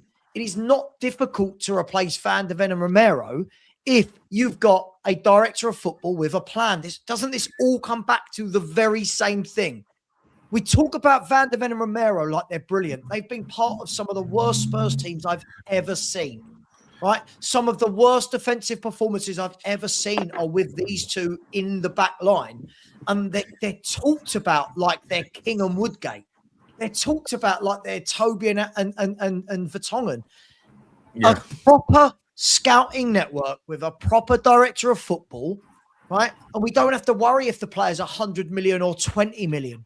We don't have to worry if they're... Is the bigger problem Rob McKenzie or is it Johan Lang? They're both all of it. With the other. Sean, all of it. All of it. All of it. I do agree. We need a Rangnick, someone like... I always use him as an example. We need someone like a Rangnick that comes in and guts out and goes, right, I'm in charge. I'm picking the manager. I'm picking the scouts. I'm picking the recruitment analysts. I am going to put together, this is what we're going to build, and we're going to go and scout the players for the system, whether the fans like them or not. Right? Thank you. I agree, yeah. Teams like Everton, right, are not a great club. But look at someone like James Tarkowski. Every game, but I'm not saying go and get him. I know people in the chat will just hear what they want to hear from this. You get a James Tarkowski, he gives you a 7, 8 out of 10 every week, does his job, and you go, that's my centre half. He's a Danzo. He's a Danzo.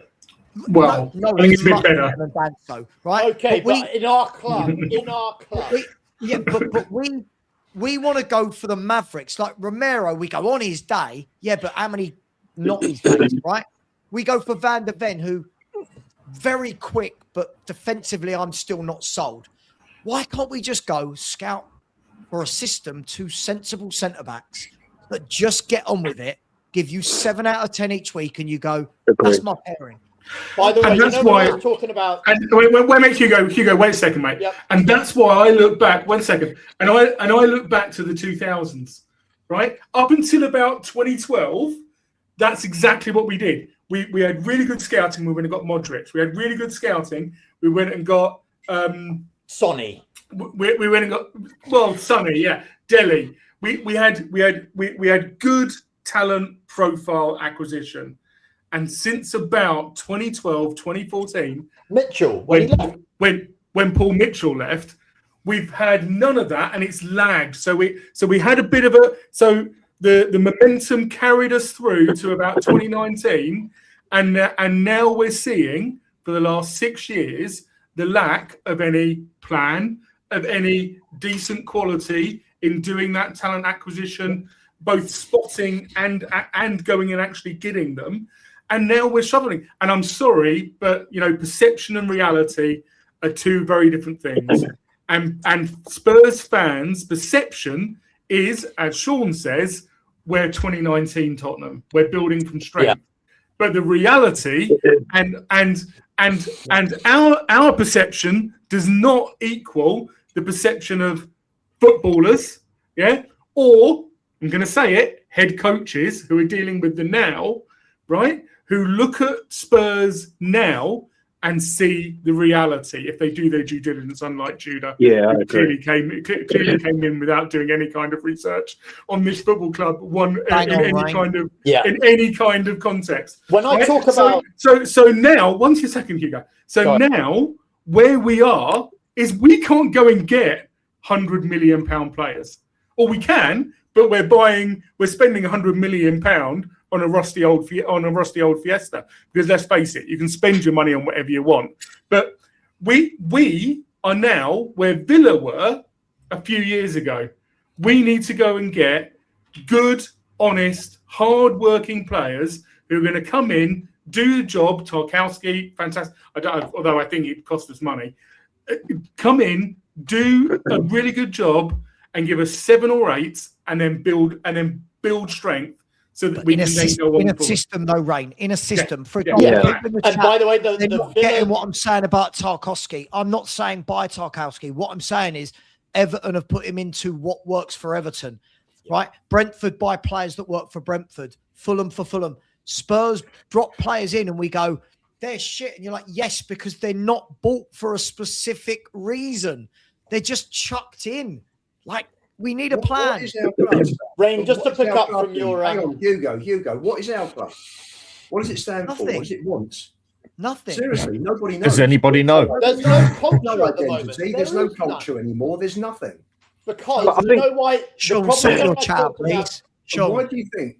fake What's accounts about me. Can you just, sorry, mate, I don't come here to be abused, if I'm brutally honest. I'm really overlooking, don't mate. come Sorry, here to be who's the abused. person? I Just- said that when a bunch of our player recruitment was from like either championship sides or also from like players that have gone down or were going down in relegated sides.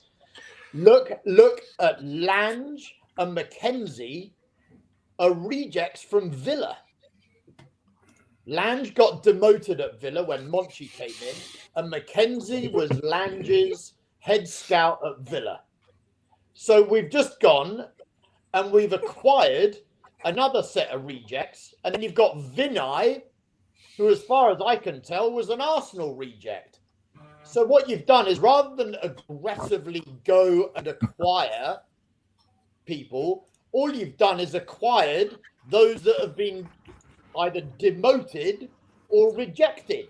So again, you're the very top of your footballing enterprise is you're already instilling a loser, not good enough mentality Hugo. before you've even recruited anyone. Hugo, What do you reckon the odds? What do you reckon the odds are that we're going to go and get Edu for DOF? We know it's happening. Yeah. You've got to have people at the top that aspire to excellence.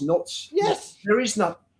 So when we talk about these players and they're used to losing, there's nothing from the top that, there's no culture at the top that puts them out of sync. No. There is a culture, but it's a reject, second-rate culture that then permeates the entirety of the rest of the club. culture has to be a winning mentality, and it's the people at the top that set the mentality in every single business. Well, but the not owners have hired rejects and second rates. Yeah, but That's in the fairness, issue, Hugo, and that's now what we're getting throughout the rest of the club. because they don't know in what. fairness though, you just kind of championed that by saying Dan So and bringing back Vuskovic and losing Van der Ven and Romero. That's a downgrade again. Sorry, guys. I'm so sorry. Do you mind if I just press pause for 2 seconds? I've been so consumed with the chat and the conversation. I haven't seen that there's been a few super chats that have built up ages and ages ago. Crack on. Let me just crack them through and I'll let you come back to your argument. Dean Lord, Deanie, big up to Choo to you, mate. Big up to you, buddy. Always here, always supporting. Choo, bud. Thank you, my man. I hope you're okay. Appreciate you, bud. And he's also come back in saying, I'm off to Lisbon for the weekend. Sounds lovely, mate. Sounds lovely. Be careful. Apparently, Lisbon's become a bit of a problem city, but it sounds delicious. And avoiding watching the Liverpool game. Big up, Paul. Big up to you, Chudini. Have a great time, my man. Have a great time. I'll see you for the Forest game. Adam Gill says, these players are petulant, gutless cowards. If the 50% wage drop is true, don't sell them until they get us back up. Get us out of the mess you're part of. Yeah, listen, I genuinely think they do think they're above the club. I think they take accountability. That article from Jay Harris was saying that the players do take, and Matt Laws yesterday said the players do take accountability. I don't think they do. I mean, they do at all. I think they show no respect to the people at the hierarchy, that the manager that's directly their senior, and I think that they are responsible. I think there is a pizza pie of blame. I know people get distracted with their own narratives around who's got more to say or who's got more to be responsible for in the overall conversation, and so they therefore go, well, if we're gonna just talk about something, it's this person or it's that person or whatever. But generally, I think the players are massively part of it. They're the ones that are kicking the ball. Fix up. Big up to you. Hazed says deduction. Van der Ven, angry at being left in charge, gets 2 crazy red cards on the trot. He's the rat. I do want to come. I won't go for too much longer, guys, because I know you guys have got things to do. We've all got afternoons to lead, I guess, lives to lead. But I'll let you get back to your conversation. But the last comment, I do want to get a take from you all on the actual topic of the show, which was, according to that report, there is a rat in the camp who doesn't care if we go down. Mate, he's the Stelios of the footballing squad. I'm joking, Snell. I'm joking. But yeah, there's a rat there. But yeah, sorry. Sorry, Hugo, come back in, and then we'll finish up in 10 minutes. James, with the what I was argument. going to say to you is, I see where you're coming from, but the point I've made is if you go back to Poch's, picture of your nice shiny mansion, that now needs furniture in it. Well, that's all well and good, but if your, nice shiny bits of furniture are infected with woodworm, then you need to get those out before they infect everything else. Yeah, I agree. But what Sean said, is you buy in again. You don't have your nice shiny bits of furniture leave. You got rid of them, and then you keep the old battered one that's been in the corner. You bring it out and go, yeah, let's have a sit on this. You get rid. You upgrade, regardless of what it is. You upgrade. You don't just go. This is the whole. For me, this is why we are where we are, because we've gone. Well, we don't need a Harry Kane. We'll push Richalison there. Now Richarlison's a guy. He was there when we had Harry Kane.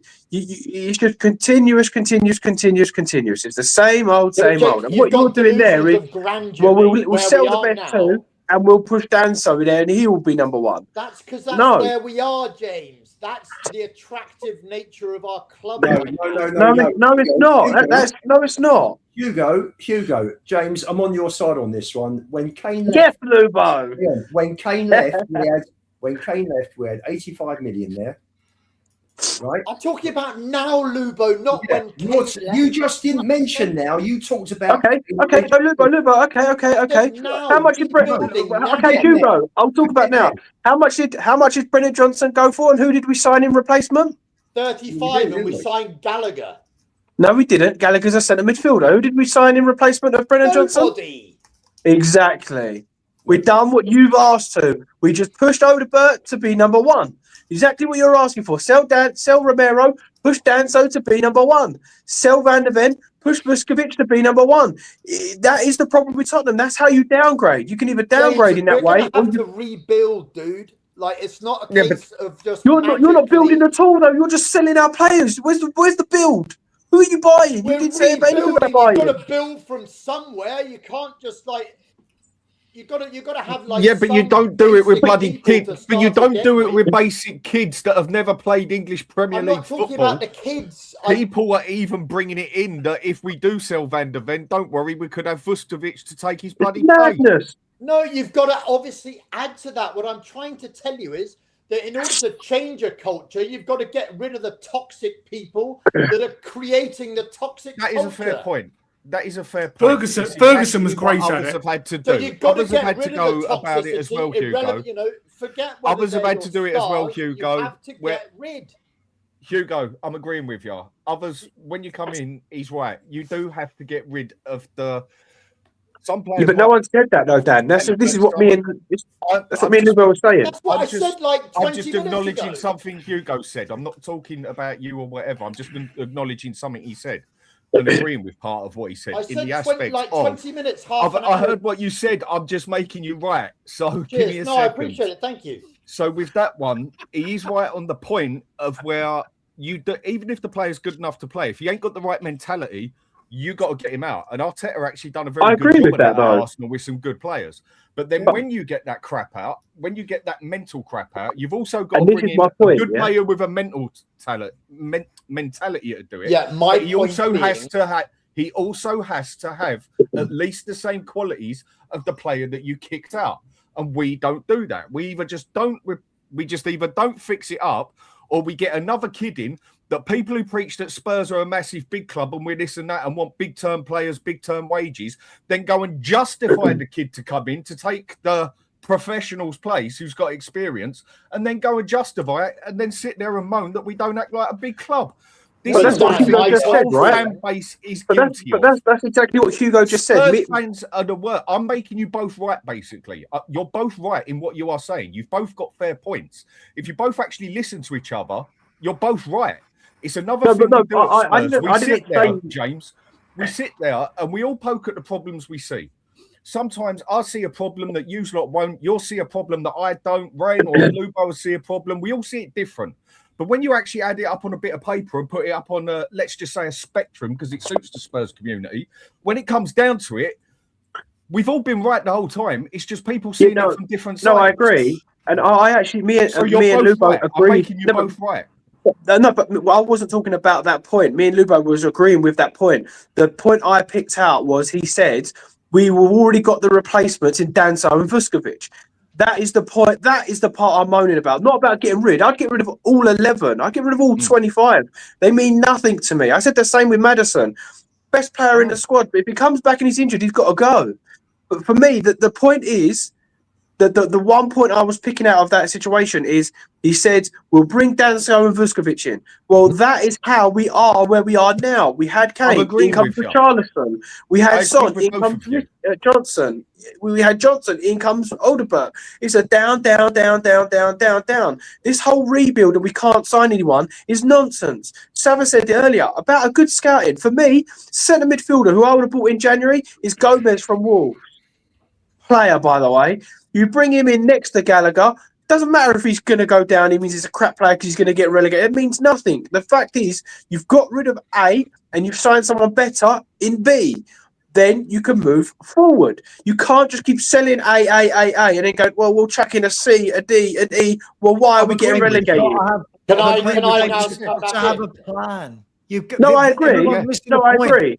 You've got to have a What plan. I'm trying to say to you is that There's no you wouldn't plan. be. I don't think. Yes, if you could scout someone that was of the ability of that, of like in theory, ability of the best version of Van de Ven or the best version of Romero, and you could scout them, great. What I'm trying to say is, given where we are as a club today, even if we survive relegation, I don't think you would be able to recruit a player of the profile, global profile, of a name recognition of a Romero or a Van de Ven. It would have to be someone that is scouted. Because of where we Wrong. Sorry. No, he's got a fair point now. He's got a fair point. Dan Vuskovic will come in if he ever plays for Tottenham. This kid is absolute mustard. Just like Archie Gray was. Don't go there, mate. Don't go there. Lubo, you do this all the time, mate. You've just Lubo, mate. I might as well just get. Wait and see. I might as well just get a shovel and give it to you, fella. You do it to I yourself think- every time. Honestly, mate, he's looked good in Germany. No two ways about it. He has looked good in Germany. Fair play. Right, we just about survived. Van de Ven's still going to piss off. So's Romero. Vuskovic, you've had a good season in Germany. Come and smash the Premier League. You're going to rely everything on that. Lubo, what you have just gone and done is everything I have said on here. You have basically just made it right. You have basically go on about how we want a just like Archie Gray was, mate. No, and then you say we need big players to stay up. We need to sort this team out. We need to get a better team.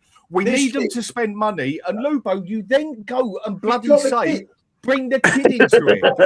With your own eyes, you can't see it. I'm sorry, mate. This kid will smash it up, and if he doesn't, just like Archie Gray did, didn't it? I appreciate Lubo's positivity. Listen, there's not often I'm going to sit and agree with him, but I actually appreciate Lubo because now I get it, but you don't help yourself, man.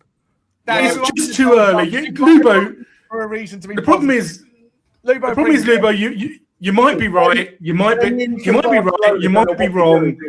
It's just too early, mate. It's just too early. But getting back to the rat question, it's like me, Sava, and James were on a call with Sean actually about Moani, and there was a Moani. Just you wait, he's going to be great. There was he's absolutely rubbish. He's nodding his head, and then there was me and Sava in the middle. Like we don't have enough information yet.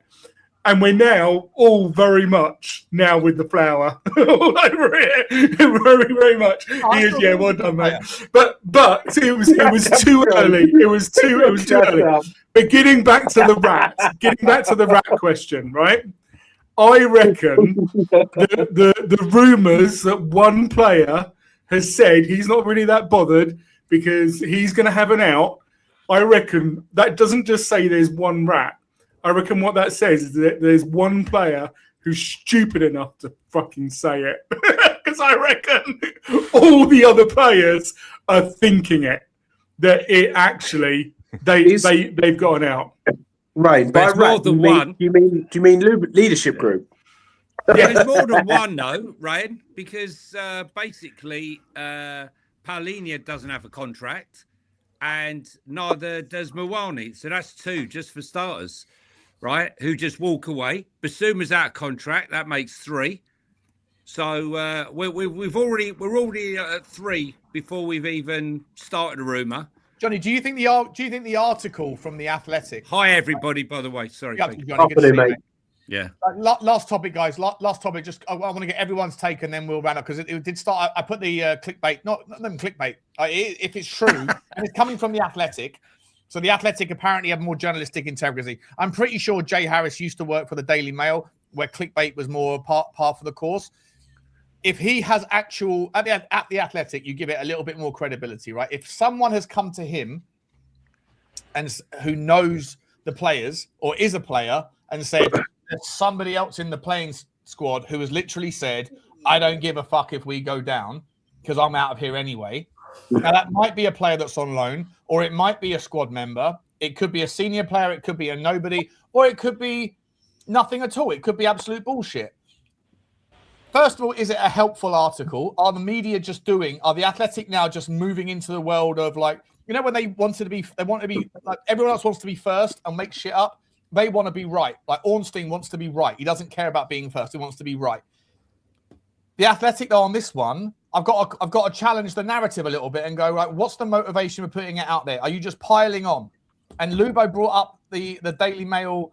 Was it the Mail, Lubo? All of the different articles, right? Like, the fair reflection on Chelsea's game last night, fair reflection on City, but Tottenham, it's who hates who at Tottenham. Like it feels like it's an absolute pile on. Yeah. Johnny, I'll start with you and I'll go round the traps. This story about like there's a rat in the camp who doesn't give a shit. Is it news? Is it big time? Is it something we should be talking about, worried about, or is it something that's just media doing media things? Sean, can I give you a third option just quickly? A third option for everyone to consider. Sure. Seeing as this columnist has already been used as a mouthpiece by the club by the new PR girl, with what's going on at the club now, is it possible that the club are trying to cover their own asses by saying that actually it's the players that just are downing tools and want out? So if the worst possible situation happens, okay, fair enough. There's a PR. The club can turn around and go, "Oh no, it was on the." I hear you. Okay, all right. Fair Listen, enough. to me, guys, I mean, it's all bullshit. It's all fucking irrelevant, right? We are a carcass, and they're all feasting on the carcass, right? This is journalism dream, right? We're a massive club, supposedly, right, that is dying before our eyes, right? I've got messages when I came back after I did my video coming out of Madrid. I got messages from Newcastle fans, Everton fans, like fans from all sorts of clubs, even Arsenal fans, right? Not actually all, funny enough, gloating actually about the demise, but a lot of them talking about the fact that how we seem to be the fall guy for the Premier League, right? The fact that Chelsea got humped, the fact that Man City got humped is neither here nor there. It's the crisis at Spurs. And listen, let's be honest, right? We brought it upon ourselves with the way we've been performing, and we've become a self-fulfilling prophecy, basically. But we brought it upon ourselves. But you can't blame the press for having this opportunity when we're creating headlines. This club has created headlines every fucking week for about the last 2 years. Every other week, you go away as another shit fest, another shit show, whether it's the management, whether it's the players, whether it's something that's happened on the pitch. Every single week, or every single other week, there's another story. And, you know, it's an absolute joke. I just don't feel that us Spurs fans are really the victims of this more than the club. The club, the owners, have brought this shit upon us all, right? And we, the fans, the paying fans, are paying the price. We don't have control of anything. You can say about demonstrating and going there, yeah, but we ultimately don't have the power. Right now, the power is with the press to carry on with their foot on our necks, right, as we suffer, and it's up to this board. The truth of the matter is the board aren't capable of arresting the situation, as can be seen by the numerous ridiculous decisions that they've made. You know, look, we all didn't like Daniel, or most of us, but the fact of the matter was, when they marched Daniel out of that club after they found what they found, they had no idea that by pulling him out, it was going to create a vortex, a void, because he controlled absolutely everything. And they thought, we can remove him and we can carry on as if nothing has changed. Well, the truth of the matter is, it's anything but. In fact, it's sunk us so deep because you've got people in there who don't know what the fuck they're doing. And, you know, the press are helping them, yes. But this story, sorry, I'm going off on a tangent. This story that's really said by The Athletic, like I said to you, we know 3 players that are definitely going, right? Bissouma, Mawani, and Paulinho, right? Because they're not going to have any contracts. So, you know, it could be one of them, and therefore it's a non-story. And let's be honest, did you not think Cuti Romero wanted to leave? Did you not think Micky van de Ven's body language said, get me the fuck out of here? Because it certainly did at Crystal Palace when I was sat in that tunnel club, mate. The guy's a fucking disgrace. And it looked to me like he didn't give a shit if he got sent off in the Madrid game either. He tried. Sorry. That was a bad tackle. John, was a Lubo, bad let me come to you, Lubo. Same Sean, question, mate. Who's the rat? Sean, The Athletic, is that the one that's just landed on my email? Tottenham are lacking leadership and now their squad is split. Is that the article you're talking about? Listen, I read The Athletic. It's the best, Lubo. That traditionally represent themselves as they're part of the New York Times group, right? They want to represent themselves as like truth beyond, not being first but being right. You know, Ornstein, these sorts of people. So Jay Harris, I'm pretty sure. I'm not sure if I'm wrong about this, but I'm pretty sure that Jay Harris used to work for the Daily Mail. So he comes from a pedigree of people that are more interested in the kind of speculation than they are about, you know, the facts. And I don't know if that's carrying over here, but the whole article reads to me now. Look, I've bought into it because obviously I put out a clickbaity kind of title. We haven't spoken about it much since we've all become part of the panel here. When it was just me for the first 25 minutes, I went into it. I'm like, I don't know whether this helps or otherwise, but like, this is The Athletic. So when The Athletic speak, you tend to take them more seriously than you would the Express, the Mirror, the Sun, whoever else, right? So, but like, if they're saying there's actually one player. And if it's meaningful enough, and again, presuming the integrity of the article is from The Athletic, that it's not a player that's on loan that won't be there, but it's actually a character in the dressing room who just doesn't care, then that is a big deal. But again, no names. It just doesn't help, right? Like, it just doesn't help anything, Lubo, does it? It does. Yes, correct. It doesn't help. I believe it's probably more than one. Looking at some of the performances this year, how many of them actually care? How many of them bother? How many roll their sleeves up and say, right, we've got to fight? How many of them turn up from the first whistle? It takes till the first whistle in the second half for most of them to turn up. And but it hasn't been like this just this season. It's been like it was even like this under Conte. You know, in Conte's last season, we always 1-0 down at half time. You know, we come out second half. Second half FC. You know, how long since our players have gone out and played properly for 90 minutes? It's been years. And all comes down to the same thing. You've got to have leaders. You've got to have leaders from the top with a winning culture and a winning mentality. And once you get that, it then drifts down, and the people at the top have got to bring in people along each management structure. We're miles from that, though, aren't we, Lubo? We are miles. We are a sail away from that, Johnny. This lot are never going to put, after 25 years, they're never going to put in a plan for this football club. It just isn't going to happen. We've had it for 25 years. When Levy went, I thought just maybe.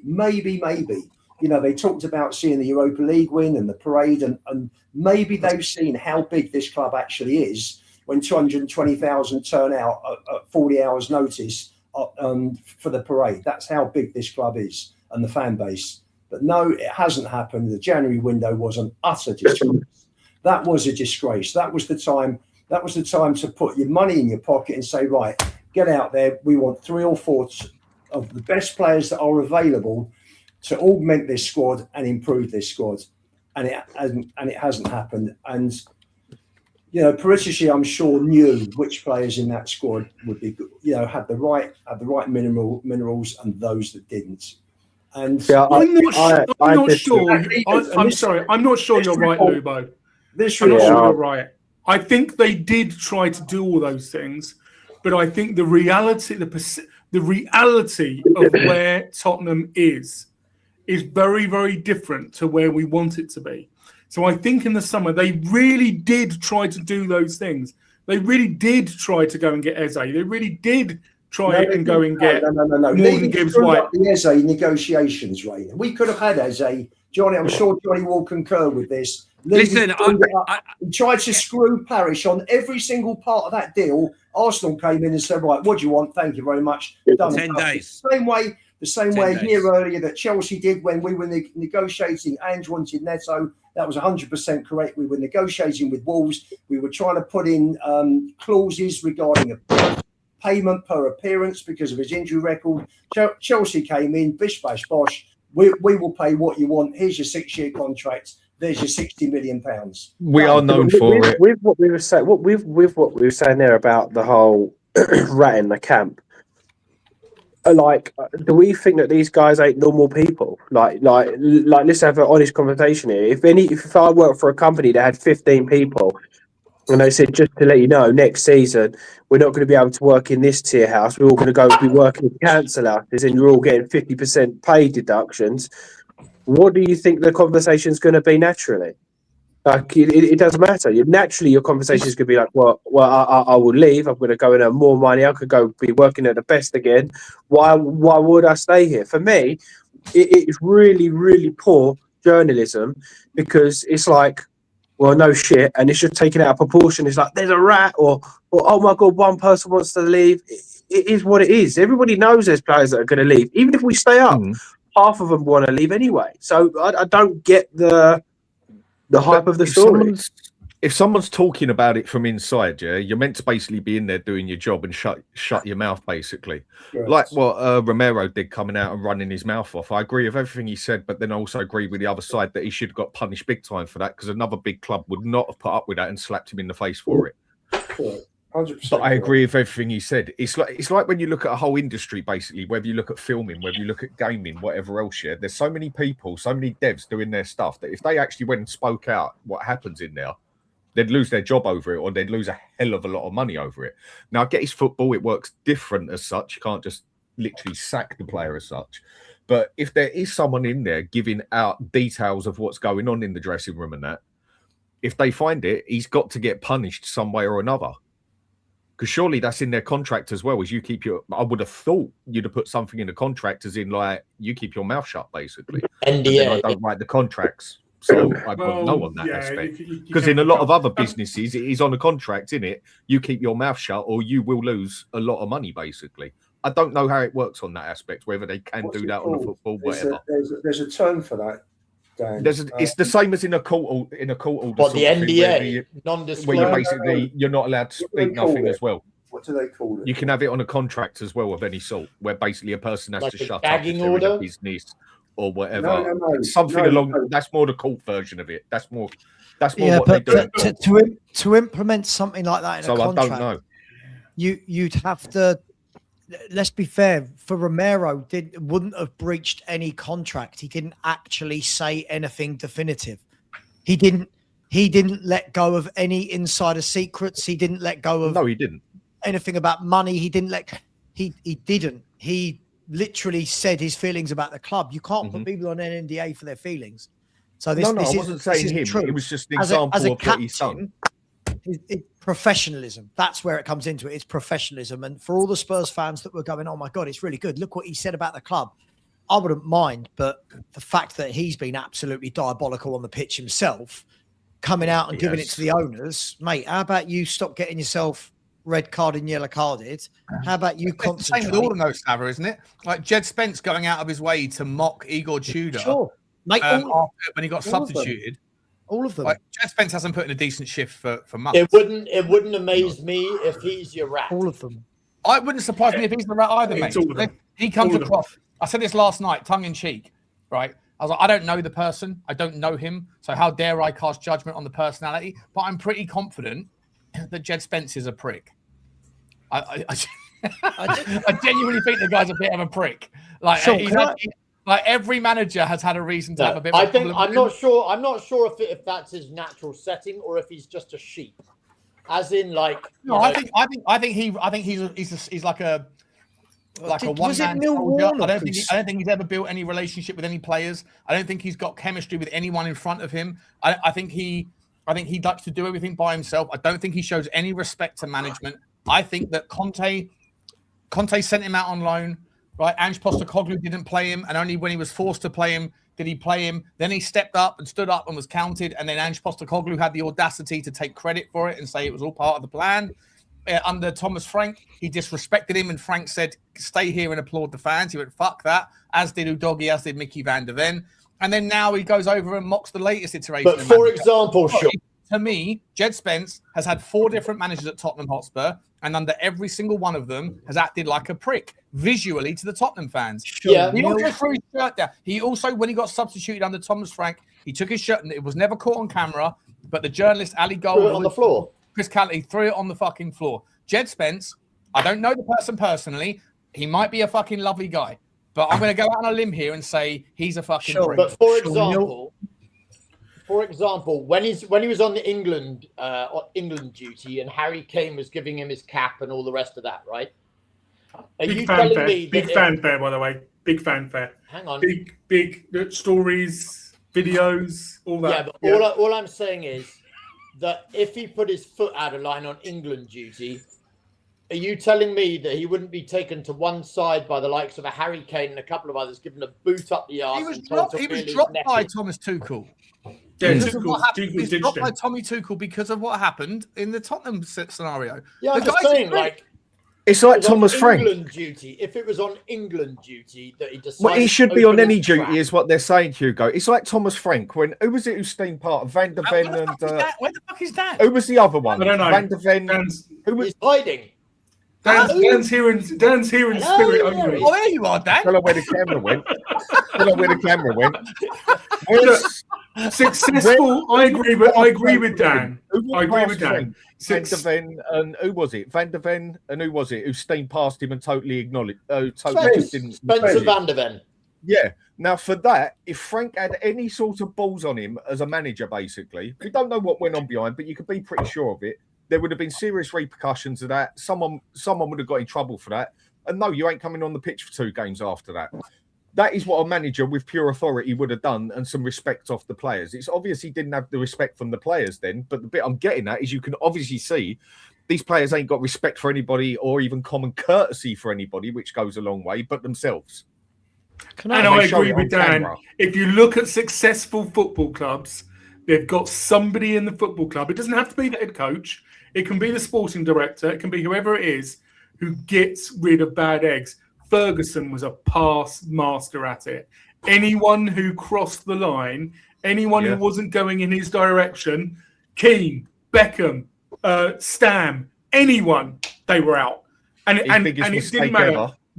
He just cut them off and got rid of them. He had that relationship with Keane for years. Keane went over the line and he just ditched him like a bag of sand. He just threw him out the window straight away. And there is no one at our club who is, let's face it, we're all talking about Jed Spence, but there's another player who we're not mentioning who should have been gone way, way, way before, and his name is Bissouma. Right? What the hell is that guy still doing at our club? There is no one who is taking responsibility for this. Nobody wants to buy him. It's also a problem. Can I just have my little say on the whole rat thing, which is the point of, I mean, look, we can sit here and talk about this player attitude, that player attitude, but again, this is an accumulation of, this is a build-up of what the football club has become. We are really, I think Johnny, before he went, had it absolutely spot on. We are easy prey at the moment. Every morning I wake up, right? I go onto my YouTube feed. It is TalkSport. It doesn't matter who is the guest. They are talking about Spurs. They are talking about the players. They're talking about the results. They're talking about managers. Right? I go on to Sky Sports. It's all about Spurs. The papers are all about Spurs. Every WhatsApp group, my friends, not YouTube, but my friends, to Spurs.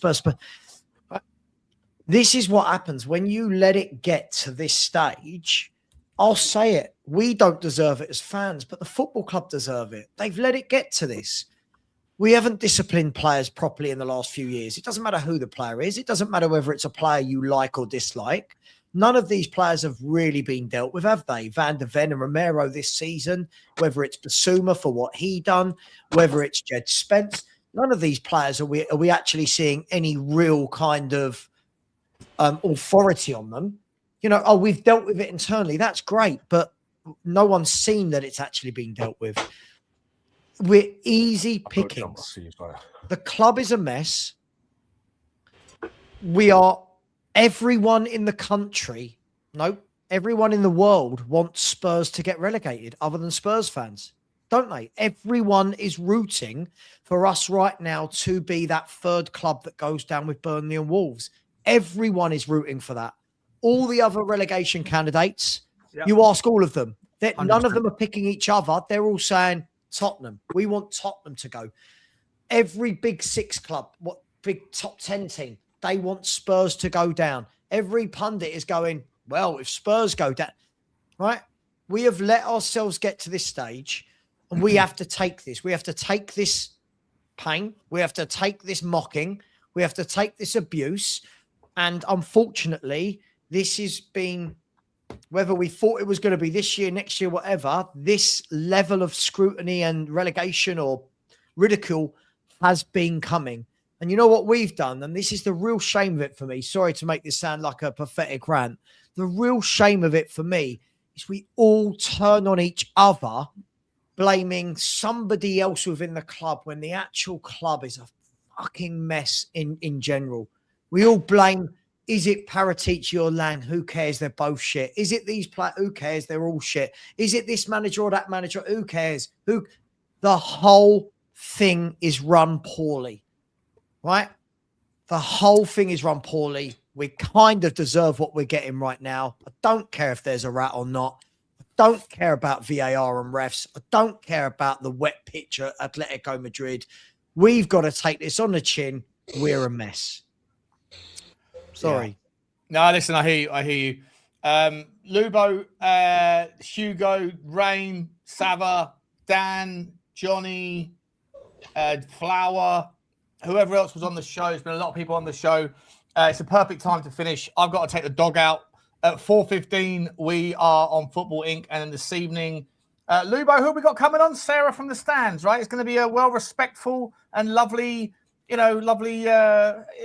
a nice environment, right? There's not going to be any arguments, is there, Lubo? Or what are you saying? Well, you're the host, mate. So you will dictate this, won't you? Oh, fuck! I better stop drinking then, eh? You better stop drinking. Yeah, better be on your best. Calm down on the booze. It's only lunchtime. We've got a long way to go. Looking forward to that tonight. To get over to Spurs 5 at 8 p.m. This evening before then.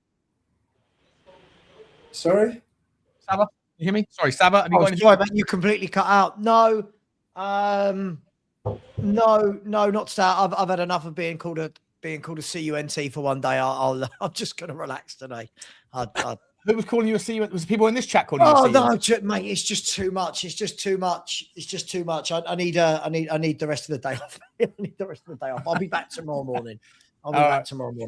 There she is. Sarah's in the chat. She's lurking in the chat. Sarah, looking forward to meeting you this evening. It's going to be fun. Get over to very good content creator. Very good content creator, Sarah is. I watch her content. Big up to Sarah. Spurs very from good. the Stands. You can subscribe to her right there. You can see their name at Spurs from the Stands. Get over and subscribe. Get over to Football Heritage TV. Get over to THFC till I die or till we die? Rain. We. Till we die. Where Rain and Dermotron do their thing. Hugo, you bloody Danish pastry, you haven't set up a channel yet, my man. Well, I mean, I don't know what's stopping you. I mean, absolutely bloody fantastic. Absolutely. Yeah, I'm not sure there'd be enough people interested in what I had to say, to be honest. No. People love you, mate. The amount of comments I get saying Hugo's a breath of fresh air, mate. You're a new man to the community, mate, but people are warming to you nicely, mate, like a nice cup of coffee. You know? I think we might have Billy on THFC Till We Die on Friday. I look forward to speaking to Billy about all things protesting. There we go. Get Billy on. Or lack of.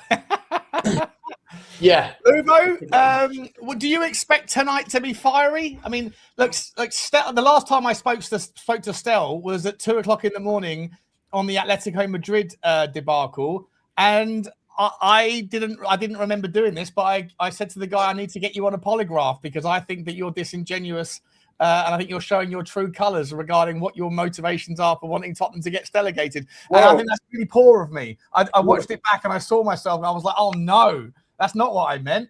So should I apologise to Stel on the stream tonight? Are you sure that's not what you meant, Sean? I don't know. It's not what I mean when I'm sober. But your true colours come through as well. So I don't know. But I can't apologise to Stel. I could never apologise to Stel. What are we doing here? The last WhatsApp exchanges I had with Stel during the second half on Tuesday night were telling each other to fuck off and telling each other we're childish. So honestly, if the content community got an insight, if they could be a fly on the wall in that WhatsApp group, I mean, you'd see us for the version of ourselves that we wouldn't want to put on screen. It's brutal. We are brutal to each other. Yeah. Listen, guys, we'll leave it there. I'll see you over on Football Inc. in an hour. Big up to you, Lubo. Big up to you, Hugo. Thanks for coming on, boys. Rain, was always a pleasure. Saba, thank you very much for the redirect and also for coming on. And to Johnny and to James and to Danny and everyone else that came on today. Massive thank you to you guys. Thank you to the super chats. And we'll see you guys and the members, of course. We'll see you guys in an hour. And we'll see you back on here tomorrow. We'll see you back on Spurs Friday tonight. And Saba will be back in the morning. And Rain will be back Friday night. Love you all. Take care. As always. Bye-bye. Bye.